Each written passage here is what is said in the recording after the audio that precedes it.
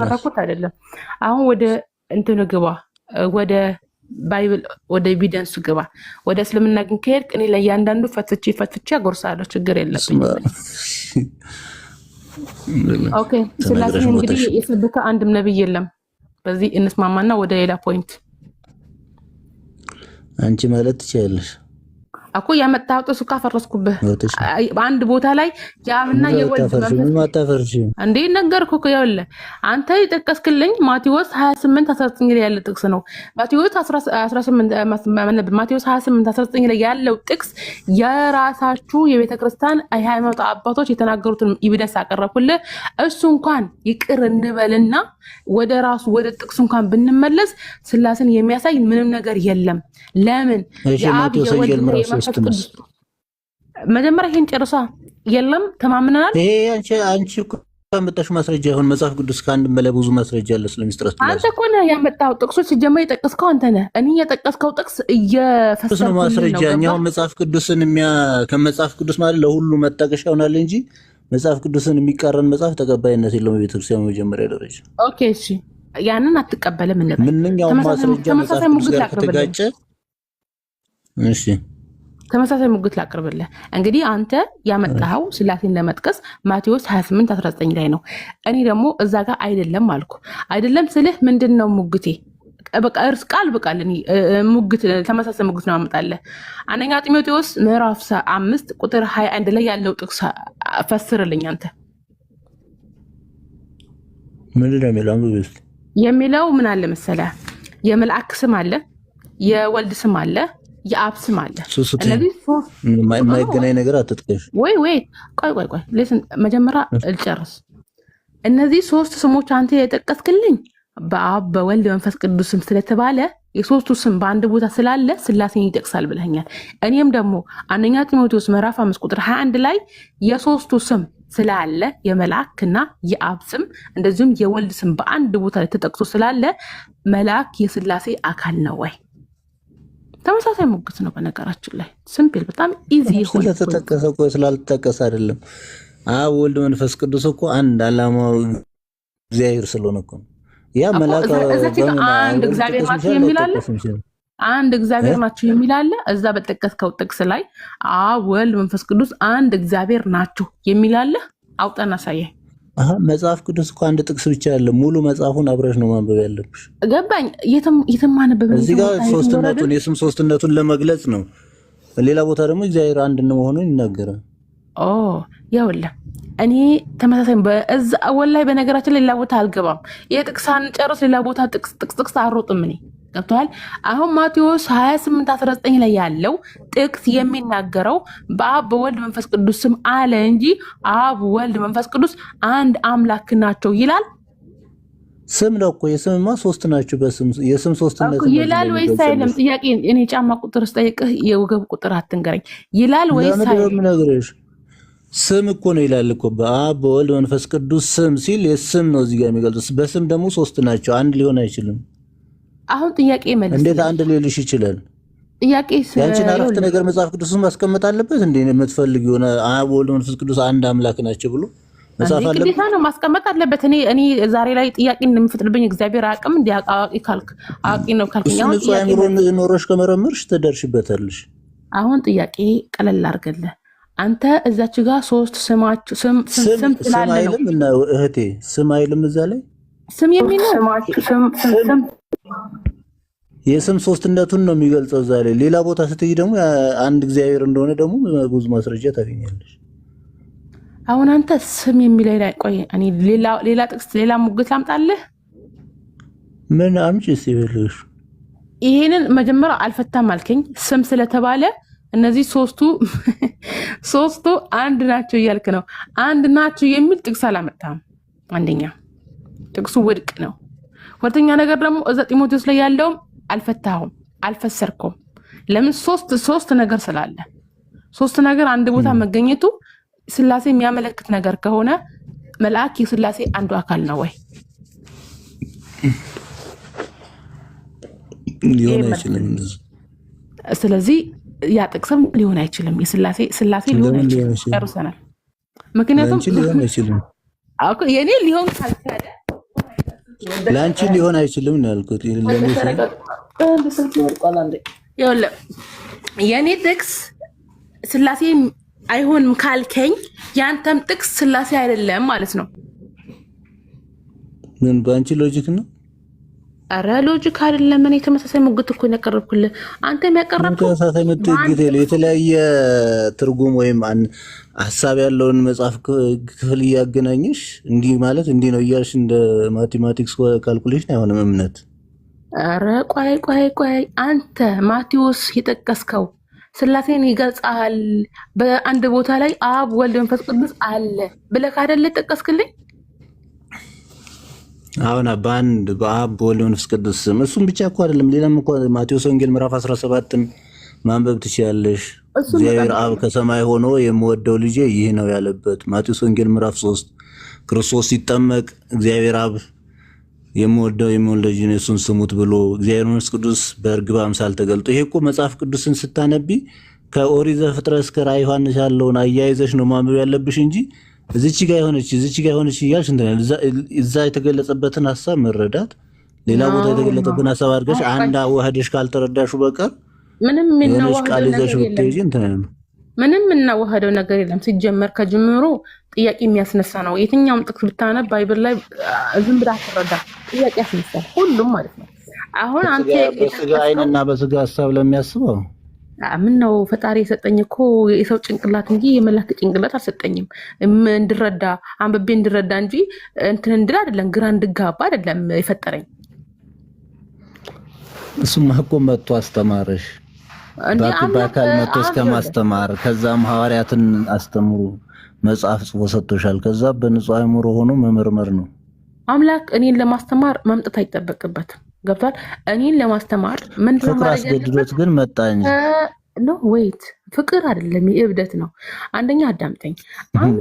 አምላክ ትክክለኛ አምላክ የፈጠራቸው ፍጡሮች እንዳይጠፉበት ከፈለገ ከፈጠራቸው ፍጡሮች ከአርሽ በላይ ቁጭ ማለት አለበት አይደለ? እንደናንተ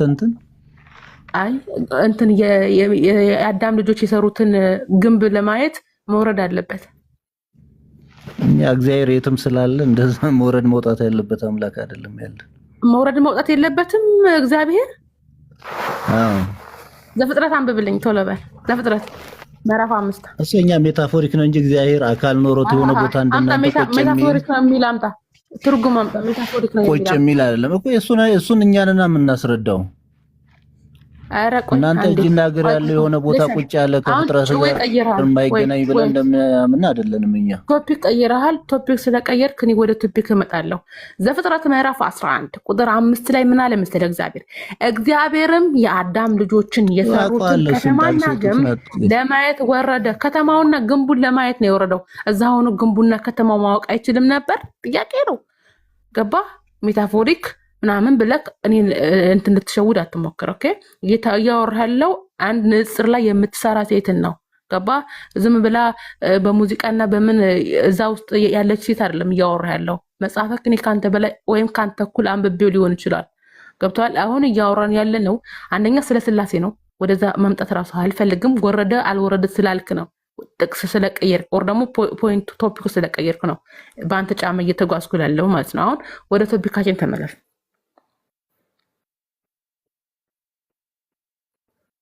እግዚአብሔር በሶስተኛ ቀን ህዝቡ ሁሉ ሲያዩ እግዚአብሔር በሲና ተራራ ላይ ይወርዳል ምናምን እያለ የሚናገረው ያንተ መጽሐፍ አይደል እንዴ? አሁን ወደ ቶፒካችን ተመለስ።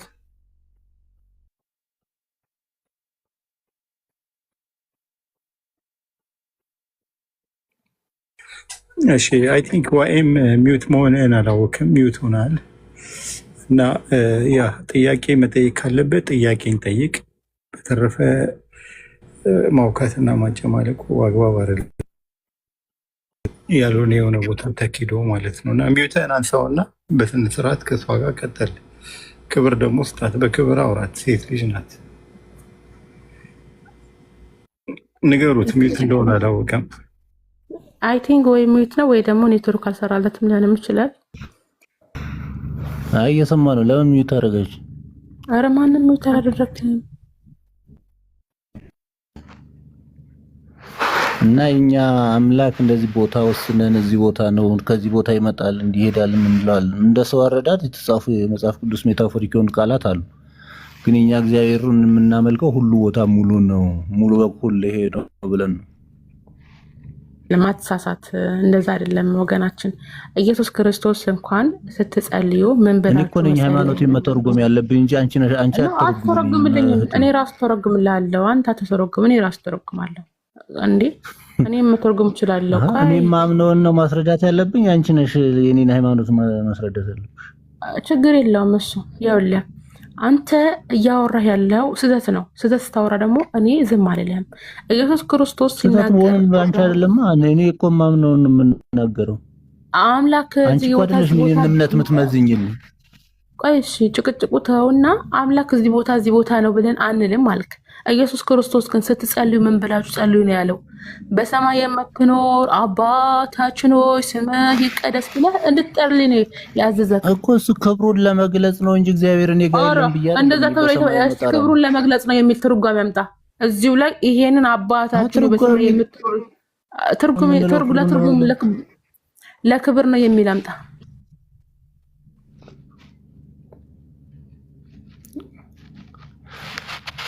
ቤተክርስቲያን የምታስተምረው እንደዛ ነው። ምናልባት እንደዛ አይደለም። እግዚአብሔር በሰማይ ብቻ ነው ያለው። ይኸውልሽ እኔ አሁን ድንገት ነው የገባሁት መጽሐፍ እንትን ይዤ እንትን አይደለም፣ ግን በሰማይ ነው እግዚአብሔር ያለው በሰማይ ነው ብላ ነው ኦርቶዶክስ ወይም ክርስትና የምታስተምረው የሚል ማስረጃ ካለሽ ከቤተክርስቲያን ያስተማሩ መምህራን ካሉ መጥቀስ ይችላል። እኛ ግን በሰማይ ነው የቤተክርስቲያን የሰዎችን ወሬ ነው። እኔ ግን እያመጣሁልህ ያለው አንተ ፈጣሪ ነህ ብለህ የምታመልከው ኢየሱስ መጥቶ ለሰዎች ሲያስተምራቸው የተናገረውን ቃል ነው እየነገርኩ ያለሁት። የትኛው ነው መቀበል ያለብኝ? የቤተክርስቲያን ሰዎች ያወሩትን ወይስ ኢየሱስ ክርስቶስ የተናገረውን? ኢየሱስ ክርስቶስ ለሁሉም እንዲህ ብላችሁ ጸልዩ ብሎ ሲናገር በሰማይ ያለው ወር ደግሞ በሰማይ የምትኖር አባታችን ሆይ ስምህ ይቀደስ፣ መንግስትህ ትምጣ፣ ፍቃድ በሰማይ እንደሆነች ፍቃዱ ራሱ በሰማይ ነው፣ እንዲሁም በምድር ትሁን እንዲሁም በምድር ትሁን ብሎ እንዲናገር የዕለት እንጀራችን ስጠን ምናምን ብሎ እንድትናገሩ ያዘዛችሁ ኢየሱስ ክርስቶስ ነው። ስለዚህ በዚህ ጥቅስ መሰረት እግዚአብሔር የት ነው ያለው? በሰማይ። እንደውም ሌላ ቦታ ማምጣላለሁ። በምድር ትሁን የሚለውንስ እኮ በምድርም ትሁን ብሎ ኢየሱስ ክርስቶስ ጸልዩ፣ እንደዚህ ብላችሁ ጸልዩ። ግን እግዚአብሔር የሚኖረው የት ነው? በሰማይ ነው። በሰማያት የምትኖር አባታችን ሆይ። ከየት ነው የሚኖረው እግዚአብሔር? ሰማይ ላይ። በእርግጥ ሌላ ቦታ ላይ የእግሩ መርገጫ እግዚአብሔር እግሩ የሚረግጠው ጫማውም የሚያቆመው በምድር እንደሆነ ኢሳይያስ ላይ ተቀምጧል። እሱ ሌላ ጥያቄ ነው፣ ኦር ደግሞ ሌላ ቶፒክ ነው፣ እንመጣበታለን። አሁን ይሄንን በሰማይ የምትኖር ብሎ ሲያስተምር ምን ለማለት ፈልጎ ነው? ራስሽ እኮ አመጣሽ። አሁን ኢሳይያስን ጠቀሽ። ከሰማይ እስከ ምድር ደርሶ እግዚአብሔር ዙፋኑ ታየ ይላል። ሁሉም አሁን እግዚአብሔር ክብሩን ለመግለጽ በሰማይ ይባላል እንጂ በሙሉ ቦታ ሙሉ ነው። ይሄ ማንኛውም ክርስትና የሚያስተምር ሰው የሚረዳው እንትን ነው። እግዚአብሔር በመጽሐፍ ቅዱስ የተገለጡ ቃሎችን በእኛ ረዳዶች ከተረጎምናቸው ያሳስታሉ። ግን እግዚአብሔር አሁን አንተ እንድታምጣልኝ የፈለግኩት ማለት ነው በሰማይ የምትኖር ብለን ስንል ክብሩን ለመግለጽ ነው እንጂ እግዚአብሔር በሰማይ አይደለም የሚኖረው ብለህ ለዚህ ማብራሪያ ስጠኝ በመረጃ። እኔ አሁን መዝሙር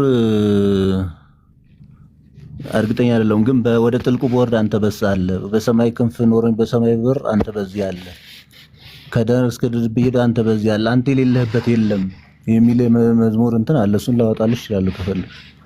ይሄን መጀመሪያ ፈስረው ነው ያመጣውልን። ከዛ ወደ ፈስር መጽሐፍ እንደዚህ ይላል። ይሄንንስ እንዴት ትተረጉም? ይጋጫል፣ በቃ ይጋጫል፣ ሁለቱም ይጋጫል። ባላንቺ ነው የተጋጨብሽ እኮ። ይጋጫል ወይ እግዚአብሔር ሰማይ ላይ ነው ያለው ወይ ምድር ላይ ነው ያለው? እኮ ይሄኛው መጽሐፍ ቅዱስ ተፍሲሩ አሁን ትርጉሙ እንዳልሽው ይሄ በሰማይ ብለን የምንጠራው እኛ ክብሩን ለመግለጽ ነው። ይሄ እግዚአብሔር የሌለበት የለም ደግሞ የሚል የመጽሐፍ ቅዱስ ክፍል አለ። እሺ በሰማይ ነው የምናስማማው እኛ እንጂ አንቺ ይጋጫ ስላልሽ አይጋጭም ነው። ክብሩን ለመግለጽ ነው የሚል አምጣ። እሺ በቃ እግዚአብሔር በሰማይ ነው ስንል ክብሩን ለመግለጽ ነው የሚል አምጣ መረጃ። እኔ አባቶች በጣም ብዙ ያስተማሩት አለ። አሁን በዚህ ሰዓት አባቶችን አልፈልግም። ከባይብል የአባቶችን አልፈልግም ከባይብል ተፍሲር እያልሽ ስንት እንትኖችን እየተረጎምሽ የምትናገር የእናንተ አዲስ እያለሽ እሱ መጣበታለን። ሙስሊሞች በምን ያምናሉ በምን ይረዳሉ? እሱ እና ምንድነው ትርጉም አለው። በቃ እያንዳንዱ ሰው ሃይማኖቱ የሚረዳበት የሚያስተምርበት የራሱ አለ። መጽሐፍ ቅዱስ ቃል ምናልባት ዝም ብለሽ ታንቢው አንዱ ከአንዱ የሚጋጭ ሊመስልሽ ይችላል። ግን እያንዳንዱ የተነገረበት ኮንቴክስት አለ። ከዛ ኮንቴክስት አንዳር ካልተረዳሹ ብዙ የሚጋጭብሽ ሊኖር ይችላል። እኮ እሺ አምጣልኝ። እሺ በቃ ቤተክርስቲያን የተናገሩት ምናምን እያልክ አሁን አንተ የሚያስተምሩትን ውስታቶችን ከምጠራልኝ ዲያቆናቶችን ከምጠራልኝ በዚህ መንገድ የተረጎመ የሃይማኖት አባት ወር ደግሞ የቤተክርስቲያን አባቶች ተናገሩ። እሺ መጽሐፍ ቅዱስን አንብቤያለሁ ትያለሽ። ይሄን የመዝሙር ክፍል አታውቂው?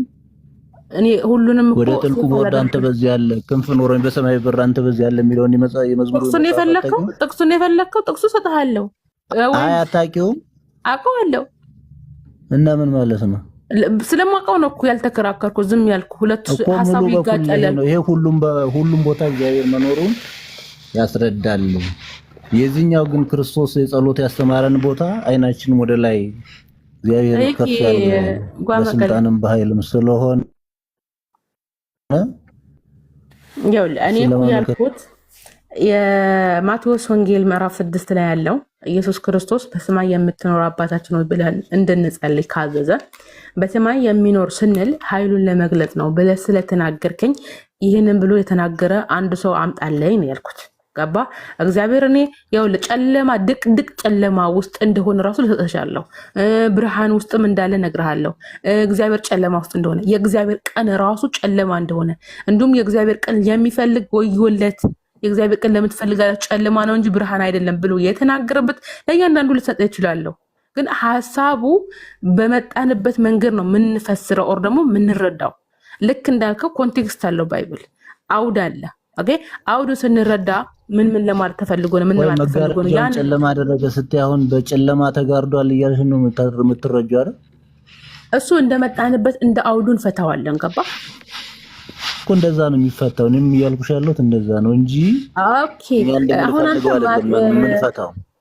ኦኬ ዳዊት ጋር ከመሄዳችን በፊት ማቴዎስ ላይ ያለው ጥቅስ ኢየሱስ እንደዛ ብሎ ሲያስተምር ኃይሉን ለመግለጽ ነው ክብሩን ለመግለጽ ነው ብለህ ስላልከኝ ይሄንን ብሎ ያስተማረ ማን ነው? እሺ ለኔ ንገረኝ። አንድምታውን አንብበሽዋል? አልነበብኩትም እኔ አንድምታ እኮ። ስለዚህ አምጣልኝ ተነበብኩ። አምጣው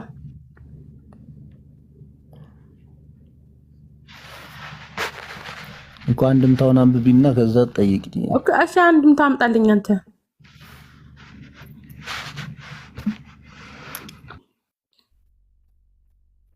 ጠይቂ። ጥያቄ ስለኔ ነው ለሱ። ከፈርሽ ስትያስታወሽኝ ጥያቄ። አሁን ለምሳሌ ከፈርሽ ወይም ካፊር ማለት ከሃዲ ማለት ነው። ከነበረበት እምነት በቃ ትክክል አይደለም ብሎ የወጣ ነው ወይስ ምንድን ነው ትርጉሙ? ካፊር ነው ከሃዲ የካደ ማለት ነው። እንደዛ ከሆነ እንደዛ ብቻ ከሆነ ትርጉሙ ከእስልምና የወጣ ወደ ሌላ ሃይማኖት ሰው ወደ ክርስትና ሄደ ካፊር ከተባለ ከክርስትና ወጥቶ ወደ እስልምና ሃይማኖት የሚገባ ካፊር ይባላል አይባልም? አስለመ ነው የምንለው አንድ ሰው እኛ ካፊር። እኔ አሁን ለምሳሌ ከክርስትና ከሃዲስ ከሆነ ትርጉሙ ነው የምልሽ እዚህ ጋር ከሃዲ ከሆነ ትርጉሙ ፈጣሪውን ክዶ ለምሳሌ ኢየሱስ ክርስቶስ ለኃጢአታችን እንደሞተ ነው የሚያስተምረው ክርስትና። ያ እሱን ክዶ ወደ እስልምና ከመጣ ካፊር ማይባልበት ምክንያት ምንድን ነው? ኦኬ ሙስሊሞች ናቸው ካፊር ማለት ያለባቸው ወይስ ደግሞ ጥለው የመጣው እምነት ላይ ያሉ ሰዎች ናቸው ካፊር ማለት ያለባቸው? ዲፔንድስ። ትርጉሙ ከሃዲስ ከሆነ ድረስ ከሃዲ ነው አይደል? ትርጉሙ በእኛ ከሆነ ወደኛ ከመጣ አመን ነው የምንለው አይደለም። እኔ እንጂ ለምሳሌ አንቺ አሁን በእናንተ እንደዛ ሊሆን ይችላል። ግን ካፊር ትርጉሙ ከሃዲስ ከሆነ ድረስ ከእስልምና ወደ ክርስትና የመጣ አላህን ክዶ ነው። በቃ አላህ ፈጣሪ አይደለም ብሎ ክዶዋል ይባላል። ከክርስትና ደግሞ ክርስቲያን እምነት ተከታይ የነበረ ወጥቶ አይ እግዚአብሔር ፈጣሪ አይደለም ብሎ ክዶ ወደ እስልምና ከመጣ ካፊር የማይባልበት ምክንያት ብታስረጂ። አልገባኝ። አንደርስታንድ አላደረኩሽም ሀሳብ። ኦኬ ልድገምልሽ። ካፊር ማለት ከሃዲ ነው ብለናል አይደል? የካደ ብለናል ትርጉሙ ራይት። ኦኬ እንደዛ ከሆነ ብዙ ጊዜ የሚጠቀሙት ብዙ ጊዜ ያየሁት የሰማሁት እስልምና ሃይማኖት ተከታዮች ናቸው። እስልምና ሃይማኖት የማይከተለውን ሰው ካፊር ይላሉ ሲሉ ሰማለሁ። ትልልቅ ሰዎችም ማለት ነው። ቁርአንም ይላል ቁል ያ አዩሀል ካፊሩን ይላል። ኦኬ ካፊር ከሃዲ ነው ካል ትርጉሙ ግን ከክርስትና እምነት የወጡ እግዚአብሔር ፈጣሪ አይደለም፣ በቃ እግዚአብሔር አይደለም አላህ ነው ፈጣሪ ካሉ ካፊር ናቸው እነሱም ማለት ነው። ኖ አይደለም። እንዲህ ላስረዳሽ። እሺ በቃ አሁን አንቺ በምትፈልጊው መንገድ ሳይሆን እኔ ትክክለኛው መልስ ልስጥሽ። እነሱ በካዱ የካዱት ምንድን የካዱት መጀመሪያ አንቺ ፎር ኤግዛምፕል በአንቺ ምሳሌ ብትጠቀም ቅር አይልሽማ? አይለኝም። ኖ ጓ ከሆነ ጊዜ በፊት ክርስቲያን ነበረች። ከዛ ተመልሳ ሰለመች ማለት አመነች። ምንን አመነች? እውነተኛ የሆነውን ጌታ አላህን ተቀበለች። ረሱላቸውን መልእክተኛ መሆናቸውን አመነች። በምን ካደች? በጣዖት ካደች።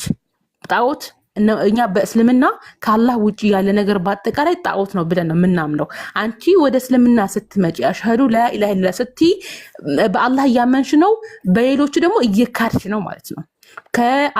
ከአላህ ውጭ የምታመልኪያቸው የነበሩት ኢየሱስ ክርስቶስን እየካድሽ ነው ማለት አምላክ እንዳልሆነ እየካድሽ ነው። ልክ አይደለም። ልክ በቃ ወደ እስልምና ስትመጪ ነብይ መሆኑን ትቀበያለሽ። ኦኬ የአላህ መልእክተኛ መሆኑን ትቀበያለሽ፣ ሰው መሆኑን ትቀበያለሽ። በፊት የነበርሽ አመለካከት ግን ትክጂዋለሽ ማለት ነው። ወደ እስልምና ግን ስትመጪ ሰለምሽ ማለትም አመንሽ ማለት ነው። በሌላ አማርኛ አመንሽ ነው። አይ ቶታሊ አንደርስታንድ እኮ ይሄ ገብቶኛል። ግን ካፍር በቃ እንደዛ እኮ ነው። ይሄ እስልምና ነቢዩ ሙሐመድ ወይም ደግሞ አላህ የሚበለው እንትን ፈጣሪ እንደሆነ መልክተኛ እንደሆኑ ምናምን እኮ እስልምና ሃይማኖት ተከታዮች ናቸው የሚያምኑት ይሄንን አይደለ? ከዛ ውጭ እምነት ያሉ ሰዎች ይሄንን አያምኑም፣ አይከተሉም። ከዛኛው ከነበሩበት ወጥተው ግን ወደ እስልምና ሲገቡ ከፈሩ ማለት ነው። ትርጉሙ ከሐዲስ ከፈሩ አይደለም። ወደ እስልምና ሲመጡ አመኑ ነው የከፈሩት። በፊት የነበራቸው አመለካከት ላይ ነው የከፈሩት። ገባሽ? ኦኬ በት ዲስ ሜክስ ኖ ሴንስ። ምክንያቱም ከሃዲ ነው እስካልን ድረስ ኦኬ ችግር የለውም። ይሄ በቃ የቃል እንትን ስለሆነ ችግር የለውም። ዘይብ አውሪ ምን ለማውራት ሐሳብሽን አስቀምጪና ችግር የለውም። ጓ በእሷ መንገድ እንዲመለስላት ነው የፈለገችው። ወደ እስልምና አንድ ሰው ሲመጣ ሰለመ ነው የሚባለው እንጂ ከፈረ አይባልም። ኦፍኮርስ ወደ እስልምና ሲመጣ እስልምና ሃይማኖት ተከታዮችማ ሰለመ ነው የሚሉት። ኦፍኮርስ ማንን ካደንበል ኢየሱስን ከክርስትና እምነት ለምሳሌ ከወጣለች ቆይ እኔ ትግስት አለ በጣውት አላምልም ብለሽማ አንድ አላህ በቂ ነው ብለሽ መጣሽኛ። ኦኬ እኔ ነኛ አሁን ለምሳሌ ቆይ አስጨርሺ። እኔ ትግስት ለምሳሌ ያለው አይደለ ክርስትና እምነት ተከታይ ነበርኩኝ እና ወደ እስልምና ኮንቨርት አደርጋለሁ። በቃ ይሄ ትክክል አይደለም፣ አልገባኝም። ክርስቲያኒቲ ስላልገባኝ ትክክል ስላልሆነ ይሄንን እስልምና ሃይማኖት ግን አላህ የሚባል ፈጣሪ አለ ብዬ ተቀብዬ ስመጣ እናንተ ሰለመች ትሉኛላችሁ። ኦፍኮርስ እናንተ ተከታዮቹ፣ እነዛ ኦፖዚት የሆኑ ተከታይ ያልሆኑ ክርስቲያን ግን ከፈረች ቢሉኝ ካደች ማለት አይደለም። እሱ ልክ ነሽ። አሁን ይኸውልሽ አሁን አንድ ይሁን ተረዳውሽ ሀሳብሽ። አሁን ቤተሰቦች የአንቺ ቤተሰቦች አብረሻቸው ስትኖሪ በእነሱ መንገድ ላይ ነበርሽ። ከዛ እውነት ስትረጂ ስትታያቸው እኛን ካደች ነው የሚሉሽ። አንቺን በእነሱ እይታ ከሃዲ ነሽ። ገባች? እኔም ያለሁበት ሁኔታ ስለሆነ ማለት ነው። አሁን እኔ ለእናቴ ከሃዲ ነኝ። ለምንድን ነው የካድኩት? እሷ የምታመልከውን ነገር ጥያለሁ። በእሷ እይታ እኔ ከሃዲ ነኝ። ገብቶሻል? እሱ ነው። ወደ ግን እውነታው ግን ምንድን ነው? ወደ እስልምና ስትመጪ ኢየሱስን አትክጅም። እውነተኛ ነብይ መሆኑን ታረጋግጫለሽ። የበለጠ በፊት ለሱ አጉል ያልተባለ ያልታዘሽው ነገር በመስጠት የሌለ ደረጃና ክብር በመስጠት ከፍ አድርገሽው የአምላክ ደረጃ ሰጥተሽ ነበረ። ነገር ግን እውነቱ ስትረጂ እሱን ታከብሪዋለሽ። ነብይ መሆኑን የበለጠ ታምኝበታለሽ፣ ትወጂዋለሽ። በኢየሱስ ታምኛለሽ። ምታምኚው ግን ኢየሱስ መልእክተኛ መሆኑ ነብይ መሆኑ ሰው መሆኑ ነው እንጂ ምታምኚው አምላክ መሆኑን አይደለም። ምክንያቱም አምላክ ስላልሆነ ማለት ነው። በሌሎቹ እይታ ግን አንቺ ከሃዲ ነሽ። አሁን ክርስቲያን መጥቶ እኔን ከሃዲ ነው የሚለኝ እንጂ አማኝ አይለይም በእነሱ እይታ። ኦኬ ገባኝ። አሁን እዚህ ጋር በጣም ገባኝ። ግን ሁለተኛው ጥያቄውም ደግሞ ወደ ሁለተኛው የነበረው ጥያቄ አውቶማቲካሊ ገባች which is good። ምክንያቱም ስለ ኢየሱስ ክርስቶስ ነበረ ጠይቅ ያሰብኩት። ምክንያቱም በክርስትና እምነት ኢየሱስ ክርስቶስ ላይክ ወልድ ነው፣ እንደ እግዚአብሔር ነው የሚቆጥሩት አይደለ? በእስልምና ደግሞ እንደ ነቢይ ነው፣ እንደ ከፕሮፌት መሐመድ የነበረ ነቢይ ነው ባልሳሳት። ከፕሮፌት መሐመድ በፊት የነበረ ነቢይ ነው፣ ፈጣሪ ሳይሆን ነቢይ ነው። ከነቢያችን በፊት ማለት ነው። አዎ ከነቢይ መሐመድ በፊት የነበረ እንትን ነው። እንደዛ ከሆነ ሀው ካም እኔ ሞስት ኦፍ ዘ ታይም እንደዚህ እንትን ሲናገሩ ወይም ደግሞ የሰዎች ድክመት ሊሆን ይችላል አይደ ነው፣ ግን አስረጅኝ። በጣም ብዙ እስልምና ሃይማኖት ተከታዮች በጣም ኢየሱስ ላይክ ብዙ ነገር ሲናገሩ መጥፎ ነገር አጸያፊ ቃላቶች ትሰማና እደነግጣለሁ። ምክንያቱም ኢየሱስ ክርስቶስ የክርስትና እምነት ብቻ ነው ወይስ ነቢይ ነበረ የሚል አልተማርኩም እንደ ብዬ ይገርመኛል። ሀው ካም አሁን ለምሳሌ ዲስሪስፔክት ሲደረግ ኢየሱስ ክርስቶስ ክርስቲያን በጣም ክርስትና እምነቶች ስለሚያከብሩት ነው ወይስ ኢትስ ጀስት ላይክ ዳት በቃ ዲስሪስፔክት ነው የሚደረገው? እኛ እንደ አማኝ እንደ ሙስሊም ኢየሱስ ክርስቶስን የሚጠላ ካለ ከሃዲ ነው። ኢየሱስ ክርስቶስን የሚሰድብ ካለ ከሃዲ ነው። ኢየሱስን የሚያነውር ካለ ከሃዲ ነው። ኢየሱስን የማይወድ ኢየሱስ አለይሂ ሰላም በሱ ላይ እንዲሁም እኮ ኢየሱስ ብለን ስንጠራ አለይሂ ሰላም በሱ ላይ የአላህ ሰላም ይሁን ማለት አለብን። ኢየሱስን ብቻ ሳይሆን ሀታ መርየም እንኳን ስንል አለይሃ ሰላም በሷ ላይ ሰላም ይሁን፣ የአላህ ሰላም የአላህ እዝነት በሷ ላይ ይሁን። በየትኞቹም አላህ ሱብሓነሁ ወተዓላ የላካቸው ነቢያቶች ስማቸው ስንጠራ የአላህ ሰላም በእነሱ ላይ ይሁን ነው የምንለው። ባናያቸውም ለእኛ ለዓለም ባይላኩም በነበሩበት ማህበረሰብ ብቻ ቢላኩም ነቢያችን ለዓለም ነው የተላኩት። ምዕራፍ 21 ቁጥር 107 ላይ መመልከት ይቻላል።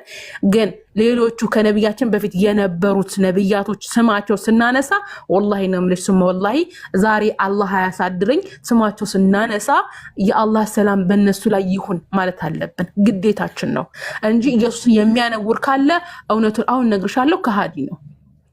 የሚሰደው ካለ ከሃዲ ነው። በጣም ጥሩ ግራ ይገባኝ ስለነበር ነው። በጣም ነው የማመሰግነው። መልስ አግኝቻለሁ። በጣም ጥሩ። አላህ ወላሂ ነው የምልሽ አላህ ሱብሓነሁ ወተዓላ ስለ ኢየሱስ ክርስቶስ ሲናገር በምዕራፍ 19 ማለት ነው ሱረቱል መርየም ላይ ነብዩ ኢሳ አለይሂ ሰላም ከተወለደ በኋላ እናቱ መርየም አለይሂ ሰላም ወደ ቤተሰቦቿ ይዛው ስትመጣ እንዴት ይሄንን አደረግሽ? አባትሽ እንደዚህ አልነበረም፣ እናትሽ እንደዚህ አልነበረችም ብለው ክስ ሲያቀርቡላት አላህ ሱብሓነሁ ወተዓላ እንዲናገር አደረገ። ምን ብሎ እንዲናገር? ቃለ ኢኒ አብዱላህ እኔ የአላህ ባሪያ ነኝ፣ አታኒየል ኪታበ ወጀዐለኒ ነቢያ መጽሐፍም ሰጥቶኛል ነብይም አድርጎኛል ብሎ ተመለሰላቸው። ወጀዐለኒ አድርጎኛል፣ ሙባረከን የተባረኩም አድርጎኛል፣ አይነማ ኩንቱ የትም ቦታ ብሆን፣ ወአውሳኒ ቢሰላቲ በሰላትም ላይ አደራ ብሎኛል፣ ወዘካቲ ዘካ እንድሰጥ ኦኬ ማዱምቱ ሀያ በህይወት እስካለው ድረስ ወበረን አለ ወበረ ማለት በቃ በእናቱ ላይ ደግሞ የተባረከ ልጅ እንዲሆን ራሱ አድርጎታል። ቢዋሊደቲ በእናቴ ላይ ኦኬ ታዛዥ አድርጎኛል፣ ለእናቱ ታዛዥ ልጅ አድርጎታል አላህ።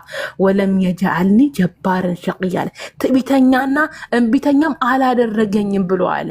እንደዚሁም ደግሞ ቁጥር 33 ላይ ምዕራፍ 19 እያነበብኩልሻለሁ። ወሰላሙ ዐለይያ አለ ሰላም በኔ ላይ ነው አለ። የውመ ውሊድቱ አለ በተወለድኩበትን ቀን፣ ወየውመ አሙቱ በመሞትበትም ቀን፣ ወየውመ ኡብዓሱ ሐያ ሕያው ሁኜ በምቀሰቀስበትም ቀን የአላህ ሰላም በኔ ላይ ነው። ዛሊከ ዒሳ ብኑ መርየም ይህ የመርየም ልጅ ኢሳ ነው። ኦኬ ቀውል الحق الذي فيه يمترون ያ በርሱ የሚጠራጠሩበት እውነተኛ ቃል ነው። በእሱ ላይ ምን ብለው እክትላፍ ነበራቸው። ይሄ መርየም ልጅ ነው፣ ይሄ ከአይሁድ ዘር የሆነ ነው ያሉ በቃ ልዩነት ነበራቸው። ነገር ግን አላህ ሲነግረ ምን አለ? ዛሊከ ዒሳ ብኑ መርየም ይሄ እውነተኛ የሆነው ኢሳ ነው፣ እናንተ ስትከራከሩበት የነበረው ይሄ ነው ኢሳ ማለት ብሎ አላህ ሱብሓነሁ ወተዓላ በአስገራሚ ሁኔታ ይነግረናል። ሌላ ቦታ ወላሂ ልጨምርሽ አንድ ጥቅስ የመጨረሻ ልጨምርልሽና ስለ ኢየሱስ ክርስቶስ ያለውን ነገር አበቃልሻለሁ። በምዕራፍ 3 ቁጥር 45 ላይ አላህ ሲናገር እንደዚህ ይላል። ቆይ አንድ ጊዜ ለግባና ላሳይሽ እንዳልሳሳት ማለት ነው። ኢዝ ቃለት ልመላኢከቱ ያ መርየሙ መላእክት ያሉትን አስታውስ።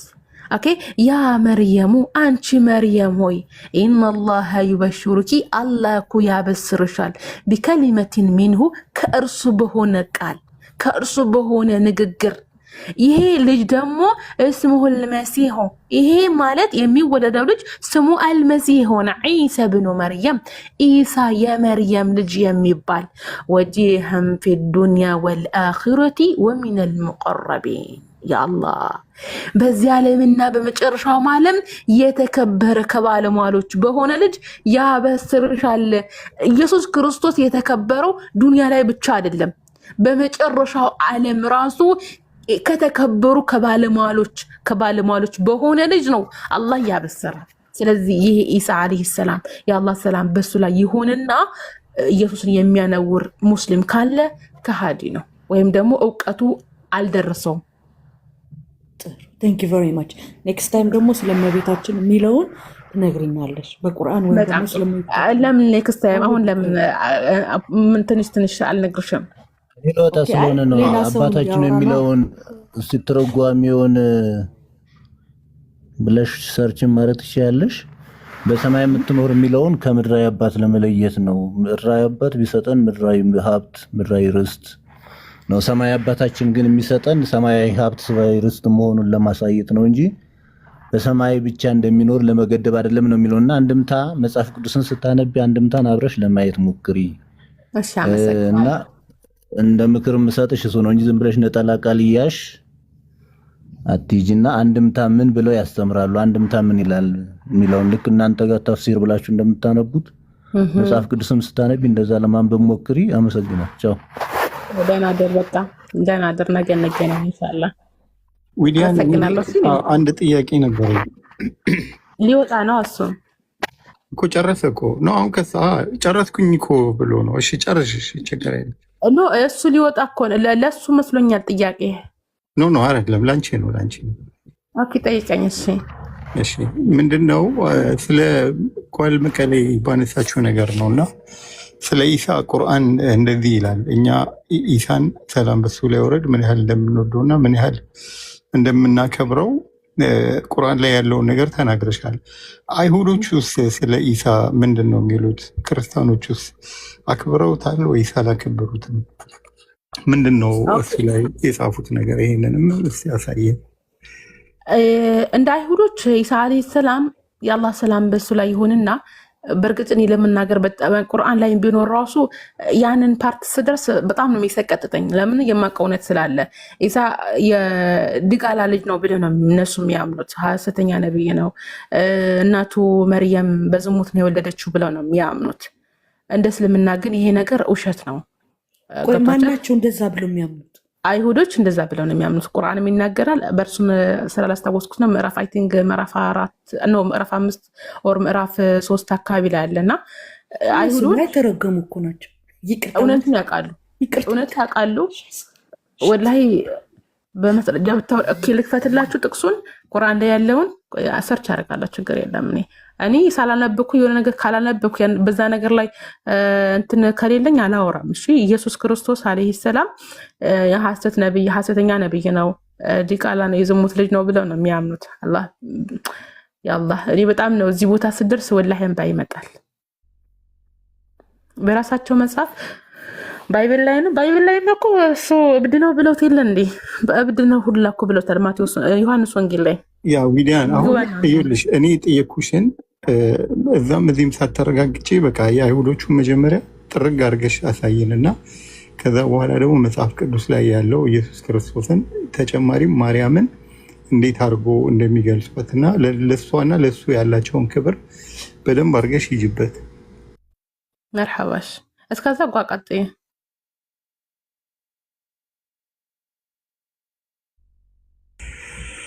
ያ በነገራችን ላይ ጓል የጠየቅሽው ጥያቄ ምን አለ መሰለሽ፣ ብዙ ጊዜ እኛ ሙስሊሞች ኢየሱስ እንደዚህ ነው ብለን ስናወራ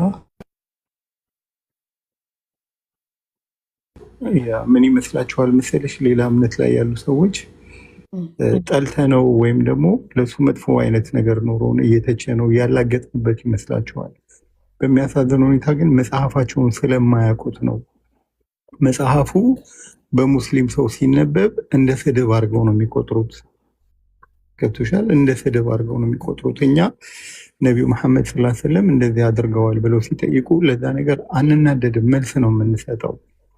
ገብቶሻል? ኦልሬዲ የተጻፈ ነገር ከሆነ ተጽፏል። ምንም የምንደብቀውም የምንሸፍነውም ነገር የለም።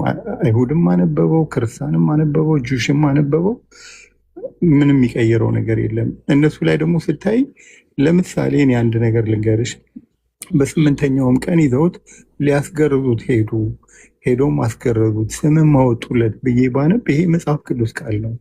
እንዴት አምላካችንን ተገረዘ ትላለ ብለው ሙስሊም ስለሆንኩኝ በእኔ አፍ ሲወጣ እነሱ ላይ የሚሰጠው ስያሜ የተሳሳተ ነው። ሙስሊም ስለሆንኩኝ ብቻ ማለት ነው። ባይብል ውስጥ እኮ አለ እንደዛ አይደለ እንዴ?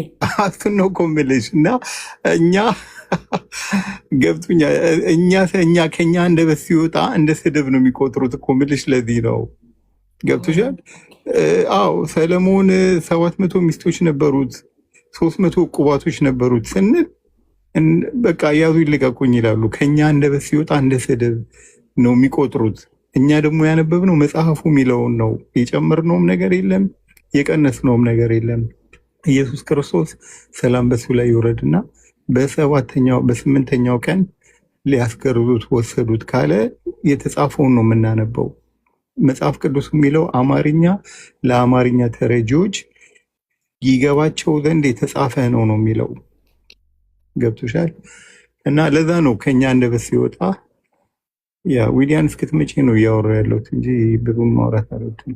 ግን እኮ እኔ ብዙ እውቀት የለኝም። ኦፍኮርስ ባልዘባርቅ ጥሩ ነው። ግን የተገረዘው እኮ ስጋ ለብሶ ስለመጣ ነው። ራይት? እኔ እኮ ይኸውልሽ አሁን ለምን ስጋ ለብሶ ለምን ስጋ ለብሶ መጣ እኮ እያለን አይደለም። እኛ እያለን ያለ ነው ምንድን ነው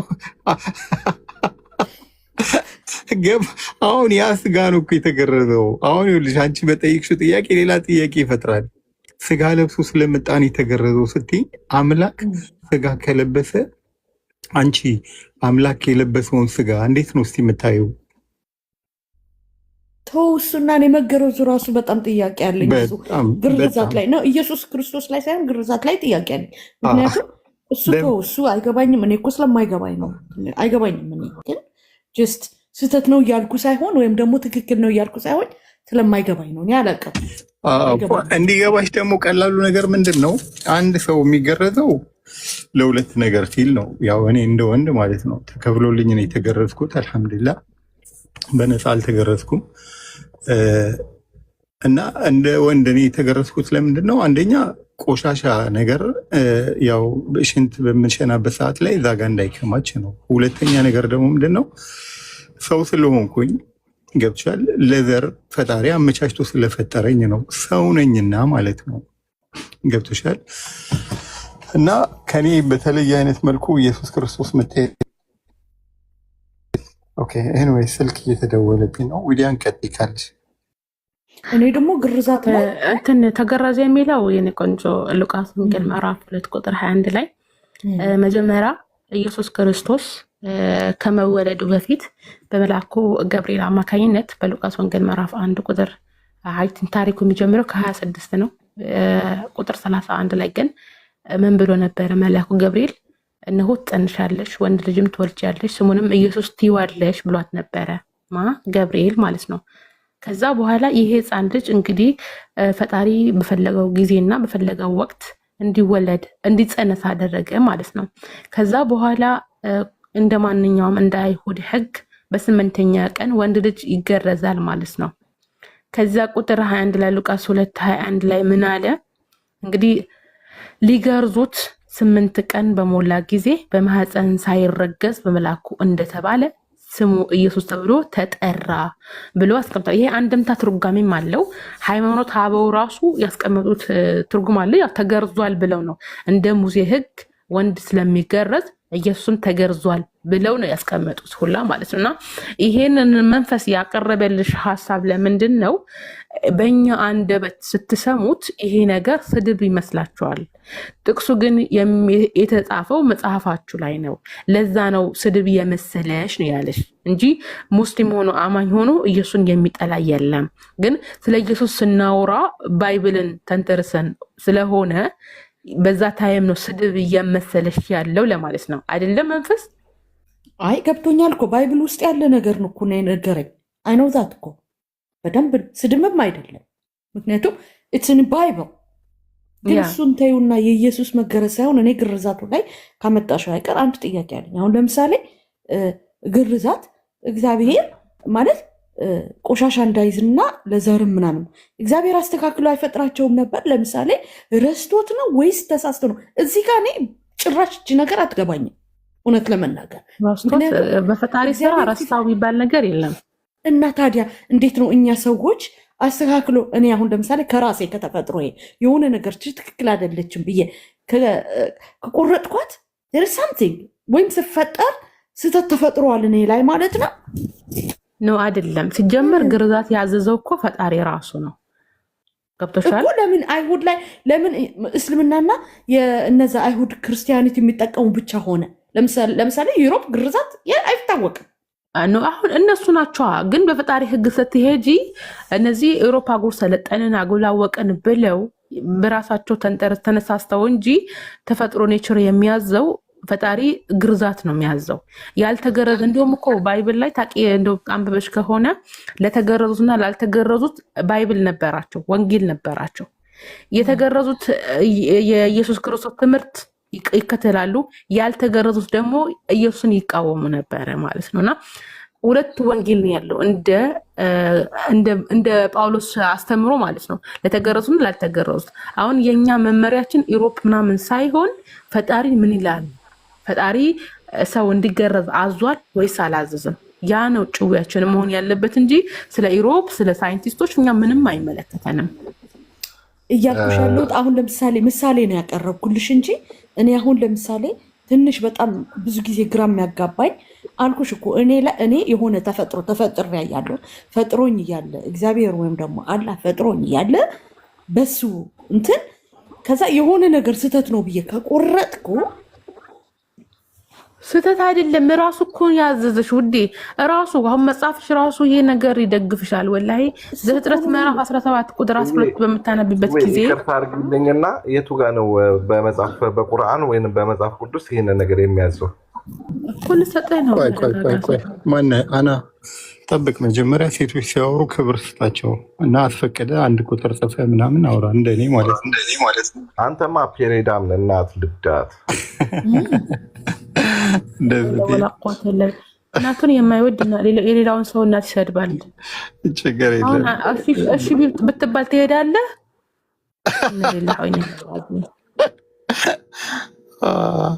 እሺ አና ብለህ የፊት ለሚለመጠ አንተ በስንት ጊዜ እንደዚህ ስድም ሰማሁ ላይ ብለህ ኤኒዌይስ ጓል የጠየቅሽው ነገር በጣም በቀላሉ ማለት ነው ያ የጎዳና ልጅ ነው ቦታን ፈልግ ሂደህ ቦታው አይመጥንህም ጓል ለጠየቅሽው ጥያቄ ይኸውልሽ የግርዛትን በተመለከተ ናንሲ አጀር የምትባል ዘፋኝ ነበረች እና በጣም ደነግጥ ነበረ የሷን ኢንተርቪው ስሰማ ምንድን ያለችው ፈጣሪ ሙስሊም አይደለችም ባይ ዘ ዌይ ፈጣሪ መፍጠር አይችልም ብላ ነበረ እና ኢንተርቪዋን ስሰማ በጣም ነው የደነገጥኩት አስተካክሎ መፍጠር አይችልም ብላ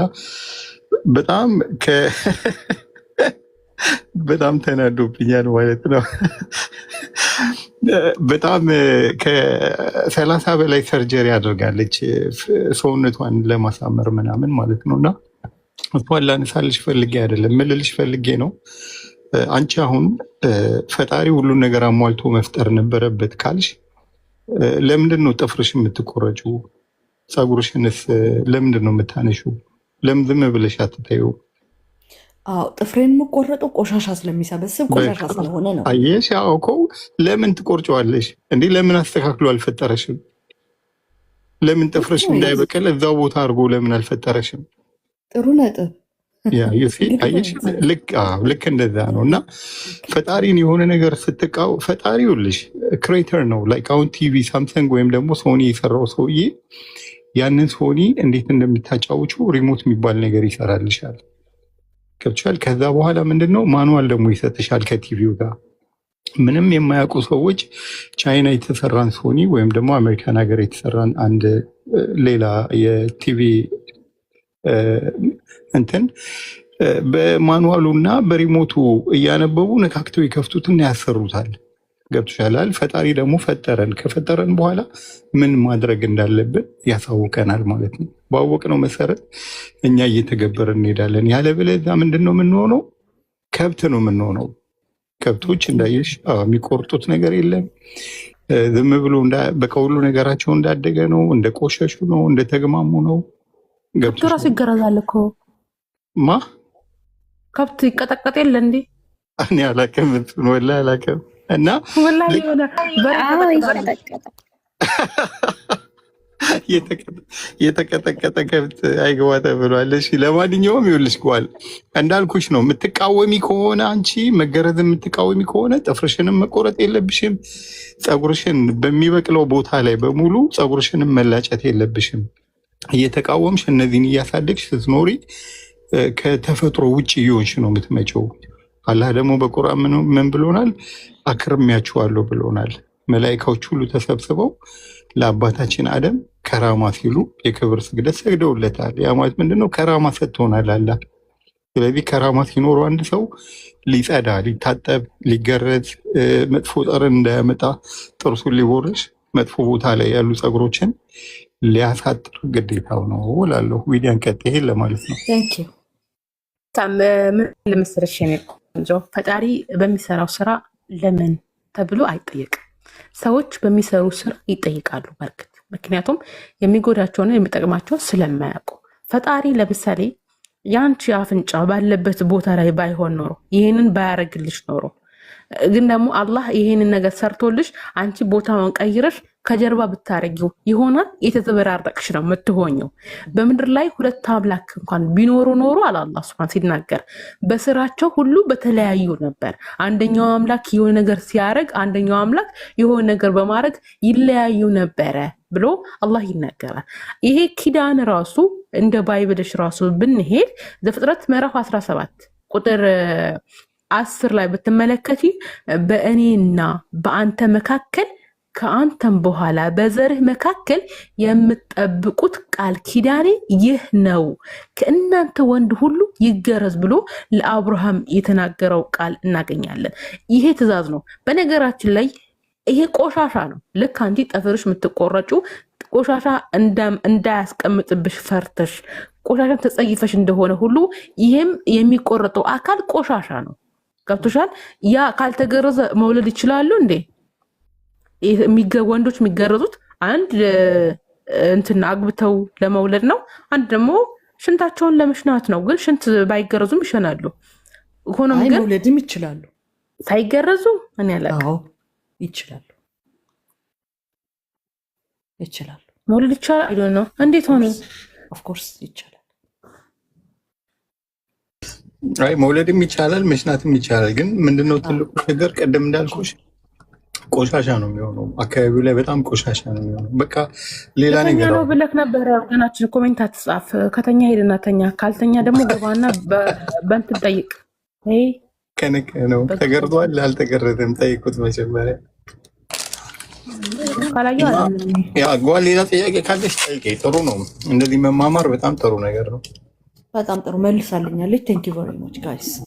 ግን እኔ እና አንቺ ያንግባባብ ነበረ። አሁን ግን እየወደድኳት መጣ። ታውቃለህ መንፈስ ወላሂ ላዚ በጣም ልብሽ ንጹህ ነው። ለእውነት ክፍት ነሽ። ስለምጠየቅ እኮ ነው። ብዙ ጊዜ ሰው አንደርስታንድ አያደርገኝም እና ላይክ ስጠይቅ እየተቃወምኩ ምናምን ይመስለዋል። በክርስትናም በእስልምናም በማንኛውም ማለት እኔ ላይክ ፌዝ ስላጣው ነው እንጂ ምንም እኔ ማንም ትክክል ነው ይሄ ሮንግ ነው የምል ሰው አይደለም። ግን ስለማይገባኝ ጠይቃለሁ። ከዛ ታውቂያለሽ እኔ እንትን ነው ከርቀት አይደለም ብዙ ጊዜ እከታተልሻለሁ ሀሰን ቤት ያኔ እኔም እሱ ጋር ገባ ነበር። አሁን ትንሽ ንጽጽር ቀንሽ ሳርግ ያለው እንጂ ገባ ነበርና ያኔ ነው ማቅሽ ገባሽ። በአሰን ምክንያት ነው ማቅሽ። ግን ብዙ ጊዜ ማቅሽ ማየሽ ከሴቶች ጋር ስታወሪ አይደለም ከወንዶች ጋር ምናምን ወንዶች ስጠይቂ ነው። ባለፈው ስመልስልሽ ራሱ የኔ መልስ ልክ አይደለም ብለሽ ሐሰን የተመሳሳይ ነገር ሲናገርሽ ልክ ነህ ስላሽኝ አናደሽኝ ነበር ሁላ ማለት ነው። ግን አፉ በኝ እሺ ቅርታ የኔ ቆንጆ ችግር የለውም። ያሲኖ በጣም ይረዳኛል። ላይክ ብዙ ጊዜ እንትን ቀለል ባለ መንገድ ያስረዳኝና ለዛም ይሆናል አሩ ነው እንጂ እኔ አብሽር ኢንሻአላህ። አንቺም እውነቱን ተረተሽ ጥያቄዎች በሙሉ ያለሽን አላህ እንዲመልስልሽ ያደርግሻል፣ ስበብ ያደርግልሽና ኢንሻአላህ ወደ ተፈጠርሽበት ሃይማኖት ትመጪ ይሆናል ኢንሻአላህ ቢዝኒላህ ኢንሻአላህ። ቴንክ ዩ ዌልካም። ሌላ ሰው ጥያቄ ያለ ሰው አለ? በነገራችን ላይ በጣም ይቅርታ አፈናችሁ። ማውራት የምትፈልጉ አይሻ፣ አዩሽዬ፣ ዘይባ እንደዚሁም ሂዳያ አምርያ ነው ማን የሚለው ከሚል ኦሞ አውር ሁላችሁም እሺ፣ መድረኩ ክፍት ነው።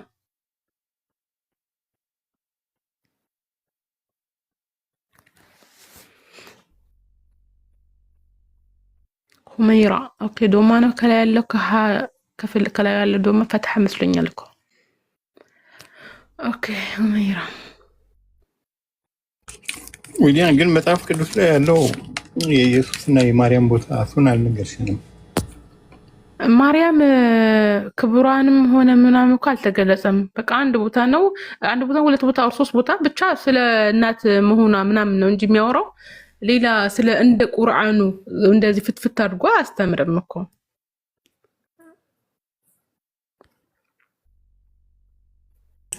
ምንም ቦታ የላችም ማለት ነው እዛ ላይ እንደ ባይብል ወላይ ጳውሎስ 14 ደብዳቤ ለ14 ቤተክርስቲያን እንኳን እንደዛ ሲጽፍ ለማርያም ብሎ እንኳን አንድ ርዕስ እንኳን አድርጎ አልጻፈላትም። በቃ የኢየሱስ እናት ናት። በቃ ይሄ ነው ያለው ነገር። እንግዲህ መልአኩ ገብርኤል መጣ አበሰራት ምናምን እናቱ ሆነች፣ ስሙ ፈለገችው፣ ጠፍቶባት ፈለገችው ምናምን የሚል ቂሳ ነው እንጂ ያለው ስለ ክብሯ ስለ ምንነቷ አይናገርም። ቁርአን ግን 34 ጊዜ ነው ስሟ ጠቅሶ የተከበረች እንደሆነች ለአማኞች ሁላ እንትን አርአያ አድርጎ አላህ Subhanahu Ta'ala እንደከነ ሱረቱል ተህሪም ላይ ቲንግ መሰለኝ ከነ ፍርዓውን ሚስት ለአማኞች ምሳሌ ሲጠቅሳት ከዛ መጨረሻ አካባቢ ላይ የተህሪም መጨረሻ ነው መሰለኝ ማርያም አለይሂ ሰላምን አንስቷል ማለት ነው። እና ብዙ ቦታ ላይ ስለ መርየም ቁርአን ይናገራል። እንደ ክርስትና ግን ያው